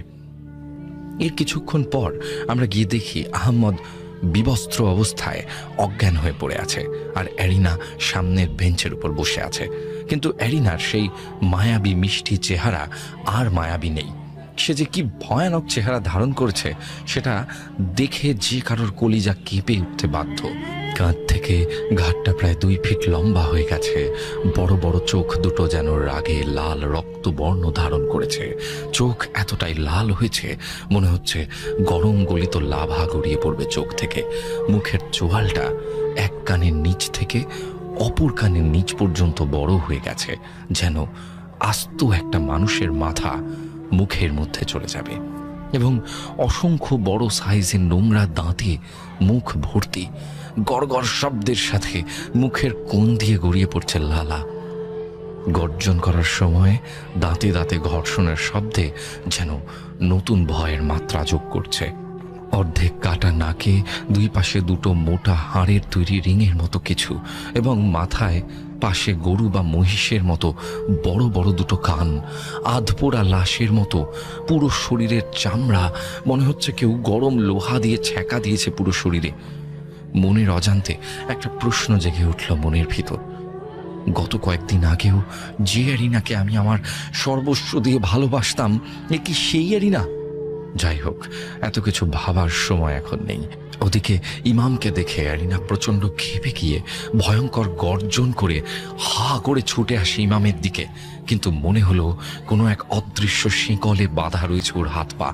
বাঁধা অবস্থায় হিংস্র নেকড়ের মতো গর্জন করতে থাকলো অ্যারিনা রূপী পিশাচটা। ভয়ে আমার পুরো শরীর হিম হয়ে আসে। হার্টবিট এতটা বেড়ে গেছে মনে হচ্ছে কলিজাটা বুক ছেড়ে বেরিয়ে আসবে। নীরবতা ভেঙে ইমাম আমার কাঁধে হাত দিয়ে বলল, ভুলেও ওর মায়ের জালে পা দেবে না, বাঁচার জন্য ও মায়ার আশ্রয় নিতে পারে, ধৈর্য ধারণ করবে আর ভয় পাবে না। এবার ইমাম সাহেব তার ব্যাগ থেকে একটা পানির বোতল বের করে আমাদের চারপাশে গোল করে বৃত্ত এঁকে তার মধ্যে বসে রিচুয়াল শুরু করলেন। ইমাম প্রথমে হাতে পানি নিয়ে তাতে কিছু একটা পড়ে ফু দিয়ে ছুঁড়ে মারে ওর গায়ে। শরীরে পানি পড়ার মতো আকাশের দিকে তাকিয়ে গলা ছেড়ে বিকট এক গগন কম্পিত করা চিৎকার দেয় রিনা। সেই চিৎকারে মনে হলো ঝনঝন করে কেঁপে ওঠে আশেপাশের গাছপালা।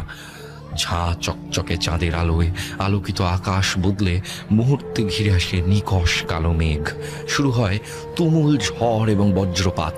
দুমড়ে মুচড়ে ভেঙে পড়ছে বড় বড় গাছের ডালগুলো। অবস্থা দেখে মনে হলো এক্ষুনি বুঝি পৃথিবী ধ্বংস হয়ে যাবে। কিন্তু ইমাম আমাকে অভয় দিলেন, বললেন, ভয় পেও না, এসব শয়তানের সৃষ্টি করা মায়া। এদিকে হুজুর তার কাজ চালিয়ে যাচ্ছেন। দেখলাম হুজুর চোখ বন্ধ করে বিড়বিড় করে কিছু একটা পড়ছেন। হুজুরের চেহারা ভয় এবং ক্লান্তির ছাপ দুইয়ে পরিপূর্ণ। ওদিকে একই ভঙ্গিতে শয়তান পিশাচটাও চোখ বন্ধ বিড়বিড় করে কিছু একটা পড়ছে। বুঝলাম পবিত্র শক্তির সাথে শয়তানি শক্তির যুদ্ধ চলছে। এভাবে যুদ্ধ চলে প্রায় 1 ঘন্টা। এবার দেখি শয়তানটা বিকট চিৎকার দিয়ে লুটিয়ে পড়ে মাটিতে। হুজুরও কাত হয়ে পড়ে যেতে যেতেই আমি হুজুরকে ধরে ফেলি। দেখি হুজুরের নাক দিয়ে গল গল করে তাজা রক্ত বের হচ্ছে। হুজুর পুরো ক্লান্ত আর বিধ্বস্ত।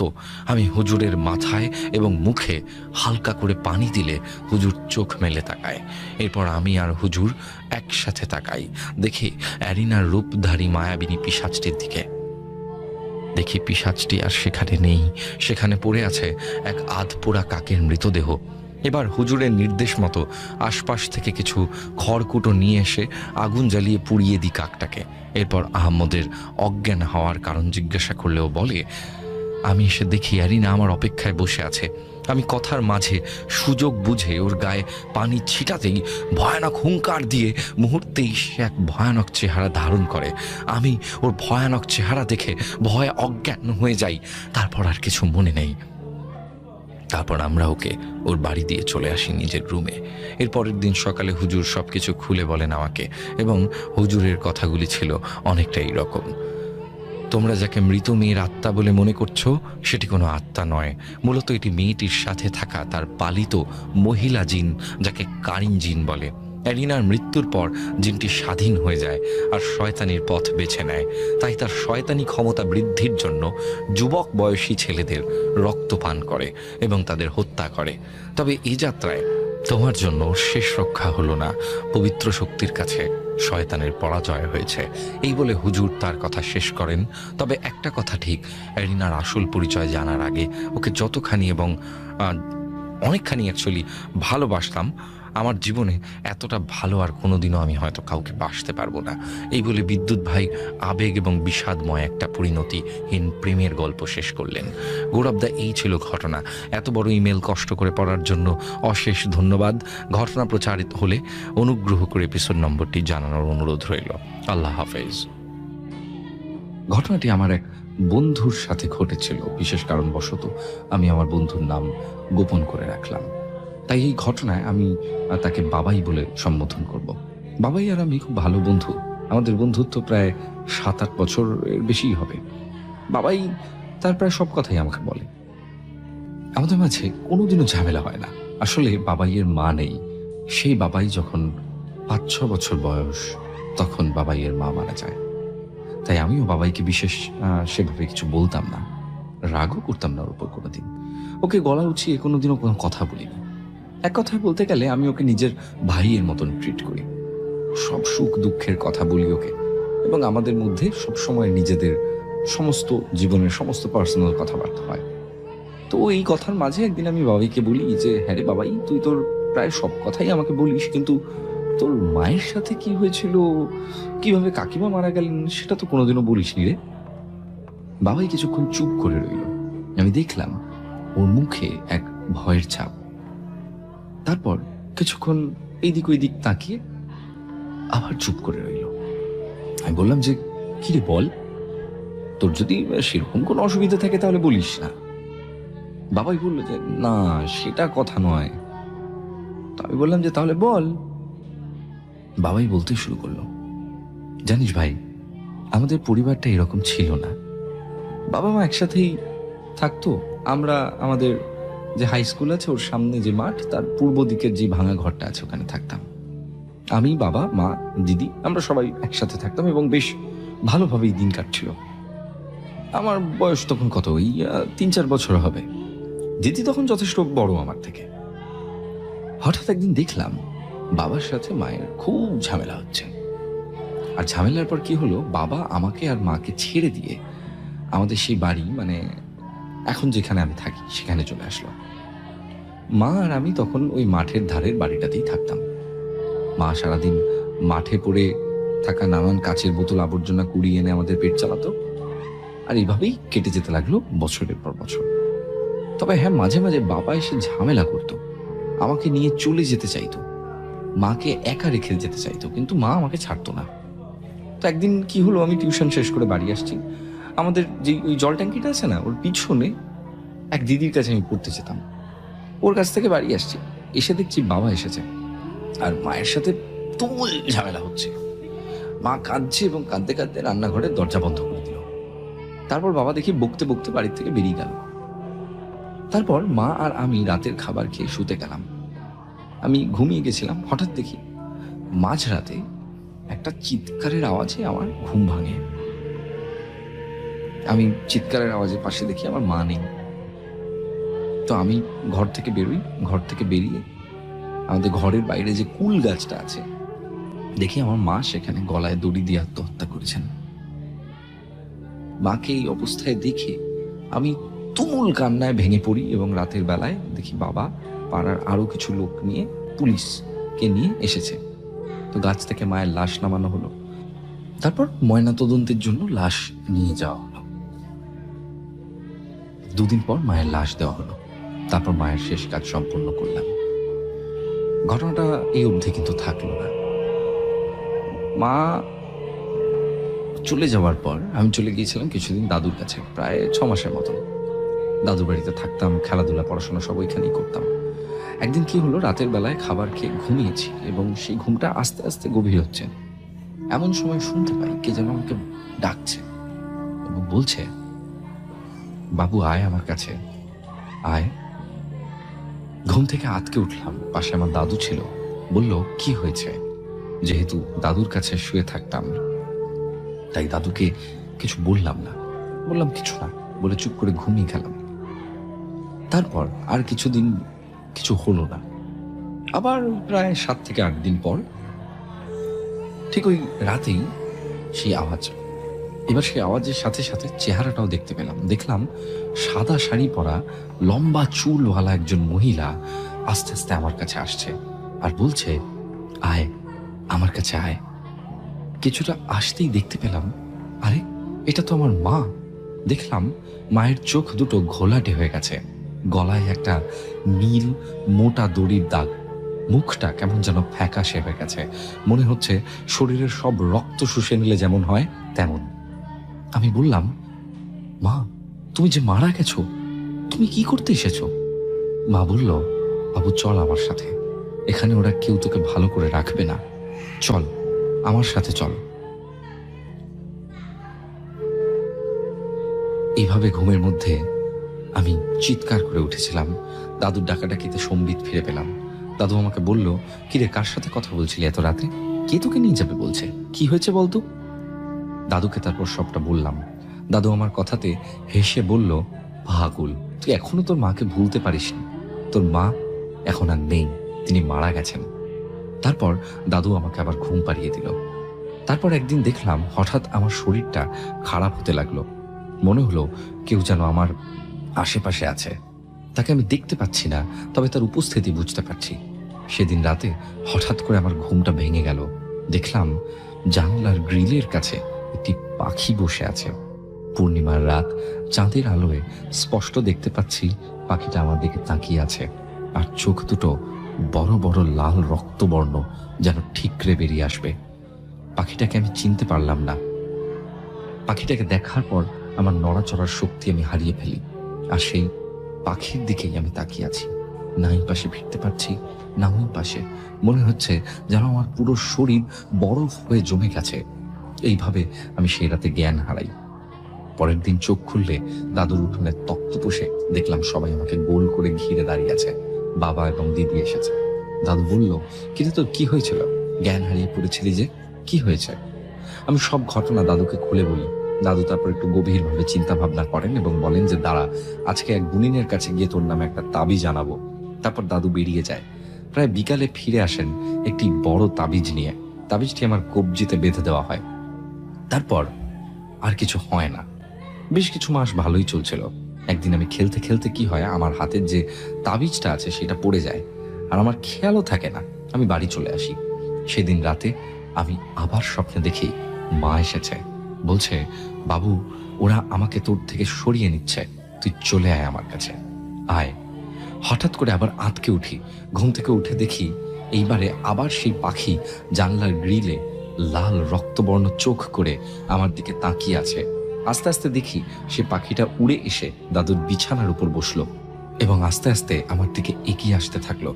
হঠাৎ করে দেখি জানলায় আবার একটা পাখি, তার ওই রকম চোখ লাল, আমার দিকে সে তাকিয়ে আছে। পাখিটা আরো সামনে আসতেই চিৎকার করে উঠলাম। দাদুর সাথে সাথে উঠে বসলো। বলল, কি হয়েছে বাবাই, কি হয়েছে? দাদুকে আবার সব খুলে বললাম। সে রাতেই দাদু বাবাকে খবর দিল। তারপর সকালেই বাবা আমাদের ঘর ব্রাহ্মণকে দিয়ে দাদুর বাড়িতে এলো। ব্রাহ্মণ চারিপাশ ভালো করে ঘুরে দেখলো এবং জানালো, তোমার ছেলেকে তোমার স্ত্রী নিয়ে যেতে এসেছে। ওর রাস্তায় যে আসবে সেই শেষ হয়ে যাবে। তোমার স্ত্রীর যেহেতু অপঘাতে মৃত্যু হয়েছে, তাই তার আত্মা মুক্তি পায়নি। আর তোমার ছেলের প্রতি তোমার স্ত্রীর বিশেষ টান ছিল, আর এখনো যেহেতু ও শিশু, তাই ওর কোলের ছেলেকে ফিরিয়ে নিয়ে যেতে এসেছে। তারপর বাবা আর দাদু ব্রাহ্মণকে বলল, কিছু একটা করে আপনি আমাদেরকে বাঁচান। তারপর ব্রাহ্মণ বলল, আজ থেকে 3 দিন পর অমাবস্যা তিথিতে একটা হোমযজ্ঞর আয়োজন করতে হবে এবং বাড়ির মাঝে এই যজ্ঞ করতে হবে। কেউ ওই দিন বাড়িতে থাকবে না, আমি আর আমার সহকর্মী বাড়িতে থাকবো। যেই বলা সেই কাজ। 3 দিন পর অমাবস্যার রাতে ব্রাহ্মণ হোমযজ্ঞের আয়োজন করলো এবং বাড়ির চারিপাশে 4 কোণে 4টি পেরেক পিটিয়ে বাড়ি বন্ধন করে দিল এবং বাড়ির নজর দোষ কাটালো। এবং তারপর দিন আমার গলায় একটি তাবিজ দেওয়া হলো। বলল, এইটা যেন আমি কোনোদিনও না খুলি। সেই দিনের পর থেকে আমি আর কোনোদিনও মাকে না স্বপ্নে না ওই পাখিকে দেখতে পেয়েছি। আজও আমার মনে হয় আমার মা আমার পাশে আছে এবং আমাকে প্রতিনিয়ত দেখছে। তো এইটাই বলে বাবাই কেঁদে ফেলে। আমি বাবাইকে সান্ত্বনা দিই। এই ছিল আজকের ঘটনা গৌরবদা। ঘটনার সত্যতা যাচাই করতে এই নম্বরে কল করতে পারো। ঘটনা বলতে গিয়ে যদি কিছু ভুল ত্রুটি হয়ে থাকে তাহলে ক্ষমার দৃষ্টিতে দেখবে। আশা করছি আমাদের প্রেত কথা পরিবার আরো বড় হোক এবং 10 লক্ষর পরিবার হয়ে উঠুক, এই শুভকামনা রইল। আশা করছি আপনাদের ভালো লাগলো আজকের প্রথম ঘটনাটি। আমি গৌরব আছি আপনাদের সঙ্গে সাউন্ডের সৌম্যদীপ গ্রাফিক্সে। অনেকে চলে যাচ্ছে আজকের আমাদের পরবর্তী ঘটনা এবং আগের এপিসোডেও যেমন বলেছি, আমি চলে যাচ্ছি একেবারে সেই ঘটনায়। হাই গৌরবদা, কেমন আছো? সবাইকে জানাই আমার তরফ থেকে হ্যাপি নিউ ইয়ার 2024। আমি পিয়া মিস্ত্রি, উত্তর 24 পরগনার বাজিতপুর থেকে বলছি। আমার পাঠানো আগের ঘটনাগুলি পড়ে শোনানোর জন্য তোমাকে অনেক অনেক ধন্যবাদ। তুমি যদি আমার পাঠানো প্রথম ঘটনাটি না পড়তে, তাহলে হয়তো সাহস করে এতগুলি ঘটনা তোমাকে লিখে পাঠাতে পারতাম না। আর আমার পাঠানো প্রথম ঘটনাটি পড়েছিলে বলেই হয়তো এটা আজ আমার পাঠানো 7 নম্বর ঘটনা। আর একটা কথা বলার ছিল যে গত বছরের লাস্ট এপিসোড করতে গিয়ে এই বছরের ফার্স্ট এপিসোড করে দিলে তো তুমি। যাই হোক, আজ তোমাকে যে ঘটনাটি আমি লিখে পাঠাচ্ছি সেটি আমি শুনেছি আমার দাদুর কাছে। ঘটনাটি তুমি সিলেক্ট করবে কিনা জানি না, তবে যদি সিলেক্ট করো তাহলে অগ্রিম ধন্যবাদ জানাচ্ছি তোমাকে। তো বেশি কথা বাড়ালাম না, এবার ঘটনায় আসি। ঘটনাটি আমি দাদুর ভাষাতে তোমাকে লিখে পাঠাচ্ছি। এখানে আমি কাল্পনিক নাম ব্যবহার করছি। আমার নাম তপন। আমি ছিলাম আমার বাবা মায়ের 4র্থ সন্তান। আমার এক দিদি আর 2টি দাদা। আমার যখন জন্ম হয় তখন আমার বড় দাদার বয়স ছিল 10 আর ছোট দাদার বয়স 7 আর আমার দিদির বয়স 2। আমার জন্মানোর 1 মাস পর হঠাৎ একদিন দুপুরে আমার দিদিকে খুঁজে পাওয়া যাচ্ছিল না। সবাই এদিক ওদিক খুঁজে কোথাও পায় না। আমাদের বাড়িতে একটি পুকুর ছিল। দিদিকে সেই পুকুরে পরের দিন সকালে সবাই ভেসে থাকতে দেখে। দিদি জলে ডুবে মারা গেছে। এরপর 5 মাস পর আমার বড় দাদা খুব জ্বরে অসুস্থ হয়ে পড়েন। টানা 8 দিন প্রচণ্ড জ্বরে ভুগে আমার বড় দাদাও মারা যায়। কি হচ্ছে এইসব বাড়ির কেউ বুঝতে পারছিল না। বাড়ির সবাই রীতিমতো ভেঙে পড়ে। তারপর থেকে মা সব সময় ছোট দাদা আর আমাকে চোখে চোখে রাখতো। আমার তখন 9 মাস বয়স। একদিন ছোট দাদা ঘরে শুয়ে ঘুমোচ্ছিল, এমন সময় তাকে সাপে কাটে। ছোট দাদার ঘুম ভেঙে যায়। সে সাপটিকে দেখে খুব ভয় পায় আর মাকে ডেকে সব বলে। মা বাবা অনেক চেষ্টা করেছিল দাদাকে বাঁচানোর, কিন্তু সাপটি বিষাক্ত হওয়ায় তাকে আর বাঁচানো যায়নি। এসব আমি শুনেছি আমার মায়ের কাছে। আমি যখন খুব ছোট, মানে যবে থেকে আমি ভালো মন্দ বুঝতে শিখেছি, তবে থেকে মনে হতো যে কেউ যেন আমার সাথে রয়েছে। আমি যেখানেই যাই না কেন সে সব সময় আমার সাথে থাকতো, তবে সে আমার খারাপ চায় না। তারপর কয়েক বছর কেটে যায়। আমার বয়স হয় তখন 16-17 হবে। আমি বাবার সাথে চাষবাসের কাজে সাহায্য করি। আমাদের গ্রামে একটি মেয়ে ছিল, ওর নাম ছিল সুমিতা। আমার সুমিতাকে খুব ভালো লাগতো। আমার বাড়ির লোকেরাও সুমিতাকে খুব পছন্দ করত। তাই কাউকে আর মনের কথা জানাতে হলো না। আমাদের বাড়ির লোক আমাদের বিয়ে দিয়ে দিল। আজ বিষয় এটাই যে আমার বিয়ের পর মুহূর্ত থেকে আমার আশেপাশে আমি যাকে সবসময় অনুভব করতাম তাকে আর অনুভব করতে পারতাম না। এখন ঘরে একা থাকলে মনে হয় যে আমি একাই আছি ঘরে, কিন্তু আগে সারা বাড়িতে একা থাকলে মনে হতো কেউ যেন সাথে আছে আমার। যাই হোক, আমি মনে করি যে এটা হয়তো পুরোটাই আমার মনের ভুল। এরকম ভাবে 5 বছর কেটে যায়, সব ঠিকঠাক। আমাদের এক কন্যা সন্তান আছে, তার বয়স 3। আমাদের বাড়ির পিছন দিকে বিশাল বড় বাগান ছিল সেই সময়। আমাদের ঘরের দরজাটা ছিল এক পাশে, যেখানে উঠোন দিয়ে হেঁটে ঘরে ঢুকতে গেলে বাড়ির পিছনে বাগানে না চাইলেও চোখ চলে যেত। তো একদিন রাতে খাওয়া সেরে কুয়োর পার হতে হাত মুখ ধুয়ে ঘরে ঢুকতে যাব, এমন সময় মনে হলো আমি কাউকে দেখলাম বাগানে। তো স্পষ্ট বুঝতে না পারায় আবার ঘর থেকে নেমে গেলাম যে দেখব কি, কিন্তু না, এবার তো আর কাউকে দেখতে পাচ্ছি না। হয়তো মনের ভুল, এই ভেবে আমি ঘরে চলে যাই। জিনিসটা অতটা গায়ে মাখি না। তা 2 দিন পর রাতে আমি স্বপ্নে তারা মায়ের দেখা পাই। স্বপ্নে কি দেখেছিলাম তা স্পষ্ট মনে নেই, তবে এটুকু মনে আছে যে সে স্বপ্নে আমাকে কিছু শিখিয়ে দেয়, তবে সেটা কি জানি না। তারপর বেশ কিছুদিন কেটে যায়। আমি অনেকবার চেষ্টা করি সেই স্বপ্নটা মনে করতে, কিন্তু কোনোভাবেই সেই স্বপ্ন মনে পড়ে না। একদিন দুপুরে আমি সেই একই স্বপ্ন আবার দেখি, কিন্তু এবার সম্পূর্ণ স্বপ্নটা আমার মনে ছিল। তারা মা আমায় তন্ত্রবিদ্যা শেখাচ্ছে, আর সব শেষে একটাই কথা বলেছে যে এই বিদ্যার যেন কোনোদিনও অপব্যবহার না করি, কখনো যেন লোভ না করি। কিন্তু কি করব, আমি তো একজন মানুষ। তন্ত্রবিদ্যা দিয়ে আমি টাকা রোজগার করতে শুরু করি। একদিন এক বৃদ্ধা মহিলা পাশের গ্রাম থেকে আমার বাড়িতে আসেন। তিনি আমাকে বলেন, বাবা, আমার ছেলেটা কেমন যেন করতাছে, তুমি একটু যাবা আমাদের বাড়িতে, গিয়ে একটু দেখবা কি হয়েছে ওর। আমার এক প্রতিবেশী কইলো তোমার কথা, তুমি নাকি ঝাইরা দিলে সব ঠিক হইয়া যায়। আমি বললাম যে হ্যাঁ হ্যাঁ যাবো, চলুন, কিন্তু কি হয়েছে আপনার ছেলে? তো বৃদ্ধা বলল, ভয়ে এক জায়গায় জড়সড় হইয়া বইসা থাকে, কিছু খায় না, রাতে ঠিকঠাক কইরা ঘুমায় না, আর মাঝে মাঝে চেঁচায় ওঠে। আমি বৃদ্ধার কথা শুনে বললাম যে বেশ, আমি যাব, চলুন, বলে আমি আমার কিছু দরকারি জিনিসপত্র নিয়ে বৃদ্ধার সাথে হাঁটতে থাকি। হেঁটে হেঁটে বৃদ্ধার বাড়িতে পৌঁছতে প্রায় আধা ঘন্টা লেগে যায়। বৃদ্ধার বাড়িতে ঢোকার সাথে দেখি অনেক লোক জড়ো হয়েছে আমাকে দেখে। সেখানে আমি ছেলেটাকে ঝাড়িয়ে বেশ কিছু টাকা নিয়ে চলে আসি। এরপর সেদিন রাতে আমি আবার স্বপ্নে তার আমাকে দেখি। তিনি স্বপ্নে আমায় আবার সতর্ক করছেন আমি যেন কোনো লোভ না করি, তাহলে আমাকে তার ফল ভুগতে হবে। কিন্তু আমি তো সেই জিনিস গায়ে রাখি না। কিছুদিন পরে এক মরণ রোগে আক্রান্ত হয়ে আমার স্ত্রী এবং সন্তান মারা যায়। সে সময় খুব ভেঙে পড়ি আমি। এরপর বাড়ির লোকের কথায় আমি আবার আরেকটা বিয়ে করি। তবে বিয়ের পর থেকে খুব খারাপ খারাপ জিনিস ঘটতে থাকে আমার সাথে। একদিন সন্ধ্যায় হাট থেকে বাজার করে বাড়ি ফিরছি। সেদিন ছিল শনিবার। হাট থেকে আমাদের বাড়ির পথে একটা বড় বট গাছ আছে, সেই জায়গাটার নাম হচ্ছে বটতলা।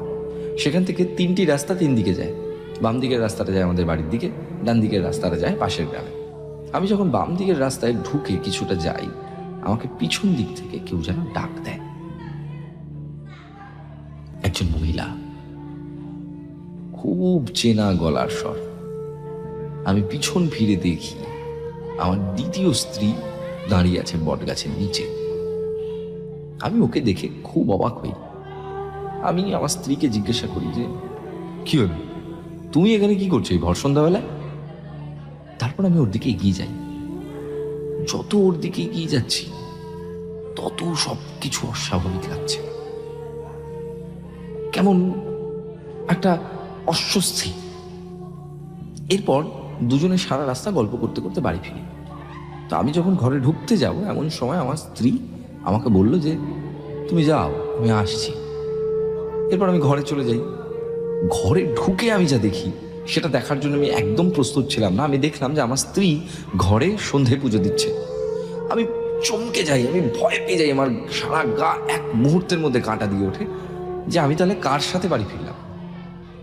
এরপর আমার ভয়ে গলা শুকিয়ে গেছে, একাধিক প্রশ্ন মাথায় ঘুরছে। আমাকে এইভাবে দেখে আমার স্ত্রী জিজ্ঞাসা করলো, এই কি হয়েছে তোমার? আমাকে দেখে চিন্তিত লাগছে। তো আমি তাকে কিছু বললাম না। আমি বললাম যে না, আমার কিছু হয়নি। সেদিন আর সারা রাত ঘুমোতে পারলাম না। সারা রাত মাথার মধ্যে একটাই প্রশ্ন ঘুরপাক করছিল যে আমি কার সাথে বাড়ি ফিরলাম। যদি কোনো অশরীরী কিছু হয় তাহলে আমি কেন তা বুঝতে পারলাম না। পরের দিন সকালে আমার বউয়ের দিদি আর তার মেয়ে আমাদের বাড়িতে আসে। দিদি তার মেয়েকে আমাদের বাড়িতে কিছুদিনের জন্য রেখে যায়। মেয়েটিকে আমরা সবাই মনা বলে ডাকি। ওর বয়স 5 কি 6 হবে। 2 দিন কেটে যায়। একদিন রাতে শোবার আগে আমি আমার দিদির মেয়েকে নিয়ে বাইরে প্রস্রাব করতে যাই। মনাকে প্রস্রাব করতে বলে আমি উঠোনে একপাশে দাঁড়িয়ে বিড়ি খাচ্ছিলাম। মনা তখন নর্দমার পাশে গিয়ে দাঁড়ায়। তখন আমি হঠাৎ করে দেখি যে পিছনের বাগান থেকে মনার প্রায় সমবয়সী একটি বাচ্চা মেয়ে দৌড়ে এসে মনার পাশে দাঁড়ানো। মেয়েটির মুখ কাপড় দিয়ে মোড়া, সে পুরো মনার মতন একই রকমের জামা পরে আছে। মেয়েটিও মনার সাথে বসে প্রস্রাব করছে। তো আমি তো তাদেরকে বিস্ময়ে তাকিয়ে থাকি বাচ্চাটার দিকে। কেউ কোথা থেকে আসলো, আমি কি করব কিচ্ছু বুঝতে পারছিলাম না। আমি দৌড়ে এসে বাচ্চাটাকে ধরলাম। মনাকে বললাম যে মনা তুই ঘরে যা। মনা কিছু বুঝলো না, শুধু আমার কথা শুনে ঘাড় নেড়ে হ্যাঁ বলে চলে গেল। আর বাচ্চাটা আমার হাত থেকে ছুটে বাগানের দিকে দৌড়তে শুরু করলো। তা আমি কোনো রকমে বাচ্চাটাকে টেনে ধরলাম। বাচ্চাটা মাটিতে পড়ে গেল। তারপর আমি বাচ্চাটির পিঠের উপর চেপে বসে ধরলাম। আমি দিক জ্ঞান শূন্য, কি করব কিছু বুঝতে পারছি না। আমার পাশে একটা আতলা ইট পড়া ছিল। আমি সেই ইটটা হাতে তুলে নিয়ে বাচ্চাটির মাথায় জোরে জোরে আঘাত করতে লাগলাম। বাচ্চাটা অনেক চেষ্টা করেও আমার হাত থেকে ছুটে বেরোতে পারলো না। তৃতীয় আঘাতে বাচ্চাটির মাথা ফেটে গেল, কিন্তু কোনো রক্ত নেই। রক্তের বদলে সে বাচ্চাটির মাথার থেকে বেরোচ্ছে জল। জলে ভরে গেছে পুরো জায়গাটা। বাচ্চাটা ছটফট করতে করতে একসময় শান্ত হয়ে গেল। তখনই আমার চোখ গেল বাগানের দিকে। আমি দেখলাম এক মহিলা আমার দিকে তীব্র গতিতে এগিয়ে আসছে পশুর মতো। মহিলাটির চেহারা খুব ভয়ঙ্কর। তার পুরো শরীর পুড়ে গেছে। তার পুরো শরীরে কোনো বস্ত্র নেই। তার চোখ দুটো জল করছে। দাঁতগুলো খুবই ভয়ঙ্কর, অনেকটা কুকুরের মতন। আমি মহিলাটিকে দেখে ছুটে ঘরের দিকে চলে যাই এবং সঙ্গে সঙ্গে ঘরের দরজাটা দিয়ে দিই। এসব কি হচ্ছে আমার সাথে আমি জানি না। আমি হাঁপাতে গিয়ে বসি এবং আমার বৌমা জিজ্ঞাসা করে যে কি হয়েছে তোমার, এখন হাঁপাচ্ছ কেন? তো আমি আমার স্ত্রীকে বলি যে চলো তো একবার দরজাটা খুলে দেখি। আমার স্ত্রী বলে খোলো, বলে দরজাটা খুলে দেয়। আমি এবং আমার স্ত্রী দুজনে সেখানে যাই এবং গিয়ে দেখি যে না, কিছু তো এখানে নেই, এক ফোঁটা জলেরও অস্তিত্ব নেই। আমার স্ত্রী আমাকে বললো যে চিন্তা করো না, তোমার মনের ভুল, চলো ঘরে চলো, রাত হয়েছে অনেক, আবার সকালে তাড়াতাড়ি উঠতে হবে। কিন্তু আমি জানতাম এত কিছু আমার মনের ভুল হতে পারে না। পরের দিন বিকালে এক কম বয়সী যুবক ছেলে আমাদের বাড়িতে আসে। আমি তখন দাওয়ায় বসে আছি। যুবকটি বলল, ভালো হয়েছে আপনাকে পেয়ে গেলাম, আপনি একটু চলুন না, ওই পাড়ার হিরণের বউকে ভূতে ধরেছে। আমি বললাম যে কি তুমি আমার বাড়ি চিনলে কি করে? যুবক বলল, আপনাকে সবাই চেনে, পথে বাড়ির খোঁজ নিতে নিতে আসলাম, পেয়ে গেলাম, চলুন না একটু আমার সাথে, বউটা যে গর্ভবতী। আমি বললাম যে ঠিক আছে যাব, কিন্তু 100 টাকা নেব। যুবক বললো যে হ্যাঁ নেবেন, আগে তো চলুন। আমি তারপর উঠে হাত মুখ ধুয়ে দরকারি কিছু জিনিসপত্র গুছিয়ে নিয়ে চললাম পাশের পাড়ায়। সেখানে গিয়ে দেখলাম বউটা প্রায় 7 কি 8 মাসের গর্ভবতী। বউটি আমাকে চিৎকার করতে করতে বললো যে তুই এখানে কেন এসেছিস, তোকে আমি ছাড়বো না, তুই আমার সন্তানকে মেরে ফেলেছিস, তোকে আমি ছাড়বো না। এই গলার স্বরটা আমার খুব চেনা লাগলো, এই যে সুমিতার গলার স্বর। আমি খুব ঘাবড়ে যাই। আমি বউটিকে একটি গোল দাগ কেটে তার মধ্যে বসাই আর মন্ত্র পড়তে থাকি। কিন্তু কিছুটা মন্ত্র পড়ার পর আমি বুঝতে পারি যে আমি সব মন্ত্র যেন ভুলে গেছি। আমার কোনো মন্ত্রই মনে পড়ছে না। আমার তখন যে নিজেকে কি হেল্পলেস বলে মনে হচ্ছে আমি বলে বোঝাতে পারবো না। বউটি তখন আমার দিকে তাকিয়ে একটা অদ্ভুত হাসি দিল, আর হঠাৎ করে একটা জমকালো ভয় আমাকে চেপে ধরলো। আর মনে একটাই প্রশ্ন হলো যে এবার কি হবে আমার। আমি উঠে সেখান থেকে চলে আসি। তখন সন্ধে গড়িয়ে রাত হয়েছে। পথে ফেরার সময় আমার খুব ভয় লাগছিল। কিছুটা একা চলার পর দেখলাম দূরে একজন বয়স্ক মহিলা যাচ্ছে। আমি সেই মহিলাটির কাছাকাছি দৌড়ে যাই, তারপর তার পিছন পিছন আস্তে আস্তে হাঁটতে থাকি। মহিলাটিকে দেখে মনে কিছুটা সাহস পাই। এভাবে কিছুটা হাঁটার পর মহিলাটি হঠাৎ করে দাঁড়িয়ে পড়ে। আমি ততক্ষণে মনে কিছুটা সাহস পেয়েছি। আমি হাঁটতে হাঁটতে বৃদ্ধাকে কিছুটা ছাড়িয়ে যাই। আমি হাঁটছি, এমন সময় আমাকে পিছন দিক থেকে কেউ ডাক দেয়। যে আমাকে ডাকলো সে একদম আমার পিছনে। আমার মনে তখনও ভয় কাজ করছে। আমি হালকা করে পিছনে তাকাই এবং পিছনে ফিরে দেখি আমার পিছনে কেউ নেই। সেই বৃদ্ধা আছেন, তবে সে অনেকটা দূরে, কিন্তু আমি যে আওয়াজটা পেয়েছি সেটা একদম আমার পিছন থেকে। আমি লক্ষ্য করলাম সেই বৃদ্ধা মাথা নিচু করে হাঁটু ভাঁজ করে রাস্তার মধ্যেখানে বসে আছেন। একদম ফাঁকা রাস্তা, তার মধ্যেখানে উনি হাঁটু ভাঁজ করে মাথা নিচু করে বসে আছেন। তো আমি খুব অবাক হই। কিছু হয়েছে কিনা দেখতে বৃদ্ধার দিকে এগিয়ে যাই এবং জিজ্ঞাসা করি, কি হলো দিদা, কিছু হয়েছে? বেশ 2-3 বার জিজ্ঞাসা করি, ও দিদা কিছু হয়েছে? তো মহিলাকে কোনো উত্তর দিচ্ছেন না, মাথা তুলে তাকাচ্ছেও না। তো আমি ঘুরে যখন বাড়ির দিকে রওনা হই তখন আমি দেখি আমার সামনে কতগুলো নরক পিশাচ পশুর মতো, যারা হাতে এবং পায়ে ভর দিয়ে আছে এবং ওদের দাঁতগুলো কুকুরের মতো হিংস্র, আমাকে তারা চারিদিক থেকে ঘিরে নিয়েছে। তারা সবাই নির্বস্ত্র, প্রত্যেকের শরীর পুড়ে যাওয়া, তাদের চোখগুলো জল করছে, একটা পুরা গন্ধে আমার গা পাকিয়ে উঠছে। তারা আস্তে আস্তে এগিয়ে আসছে আমার দিকে। পিছন ফিরে দেখি সেই বৃদ্ধা মহিলাটি আর কোথাও নেই। আমি ভয়ে কাঁদতে কাঁদতে চিৎকার করে বলতে থাকি, কে তোমরা, কেন আমার সাথে এমন করছো, আমাকে তোমরা ছেড়ে দাও। কিন্তু তারা কোনো উত্তর দেয় না, শুধু খিলখিল করে বিকট শব্দে হাসতে থাকে। আমি ভয়ে জ্ঞান হারাই। আমার যখন জ্ঞান ফেরে তখন আমি দেখি আমি ঘরে শুয়ে আছি। আমার স্ত্রী আমার পাশে যে জানলা রয়েছে সেটার দিকে বাইরে তাকিয়ে রয়েছে। প্রায় ভোর হতে চলেছে। আমি উঠে বসেছি, টের পেয়ে স্ত্রীও উঠে বসে। আমি ওকে জিজ্ঞাসা করি যে আমি বাড়িতে আসলাম কি করে। আমার স্ত্রী বলল, আমাকে আমার পাড়ার কিছু লোক রাস্তায় অজ্ঞান হয়ে পড়ে থাকতে দেখে বাড়ি নিয়ে আসে। আমার জ্ঞান ফিরেছে একদিন পর। এরপর আমার স্বপ্নে আবার তারা মা আসেন এবং আমার ভুল ধরিয়ে দেন। আমি তার কাছে ক্ষমা চাই। সত্যি খুব বেশি লোভ করে ফেলছিলাম। তারপর থেকে আমার আবার তন্ত্রবিদ্যার সবকিছু মনে পড়ে। আমি এখন টাকা ছাড়াই সবার উপকার করি। তো গৌরবদায়ী ছিল ঘটনা। ভালো লাগলো অবশ্যই একবার পড়ে শুনিও। ঘটনাটি লিখতে গিয়ে যদি কোনো ভুল ত্রুটি করে থাকি তাহলে ক্ষমা করো। জানি অনেকটা বড় হয়ে গেছে, হয়তো গুছিয়ে লিখতে পারিনি। তুমি তোমার মতন করে গুছিয়ে পড়ো। ধন্যবাদ। কি অসাধারণ একটি ঘটনা বিয়ে আমাদেরকে পাঠিয়েছে। এবং সব থেকে বড় কথা হলো সত্যি এটাই যে আসলে সাধনা কিন্তু সকলের জিনিস নয়। লোভ করলে, যখন আপনি আপনার সাধনাকে, আপনি আপনার বিদ্যাকে যখন প্রচণ্ডভাবে কমার্শিয়ালি ইউজ করার চেষ্টা করবেন তখন কিন্তু আপনার সাধনা ব্যর্থ হবে।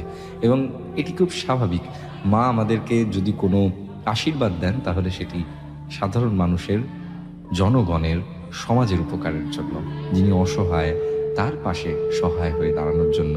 সাধনাকে কমার্শিয়াল ইউজ করলে কিছুটা হলেও ক্ষমতা তো কমবেই।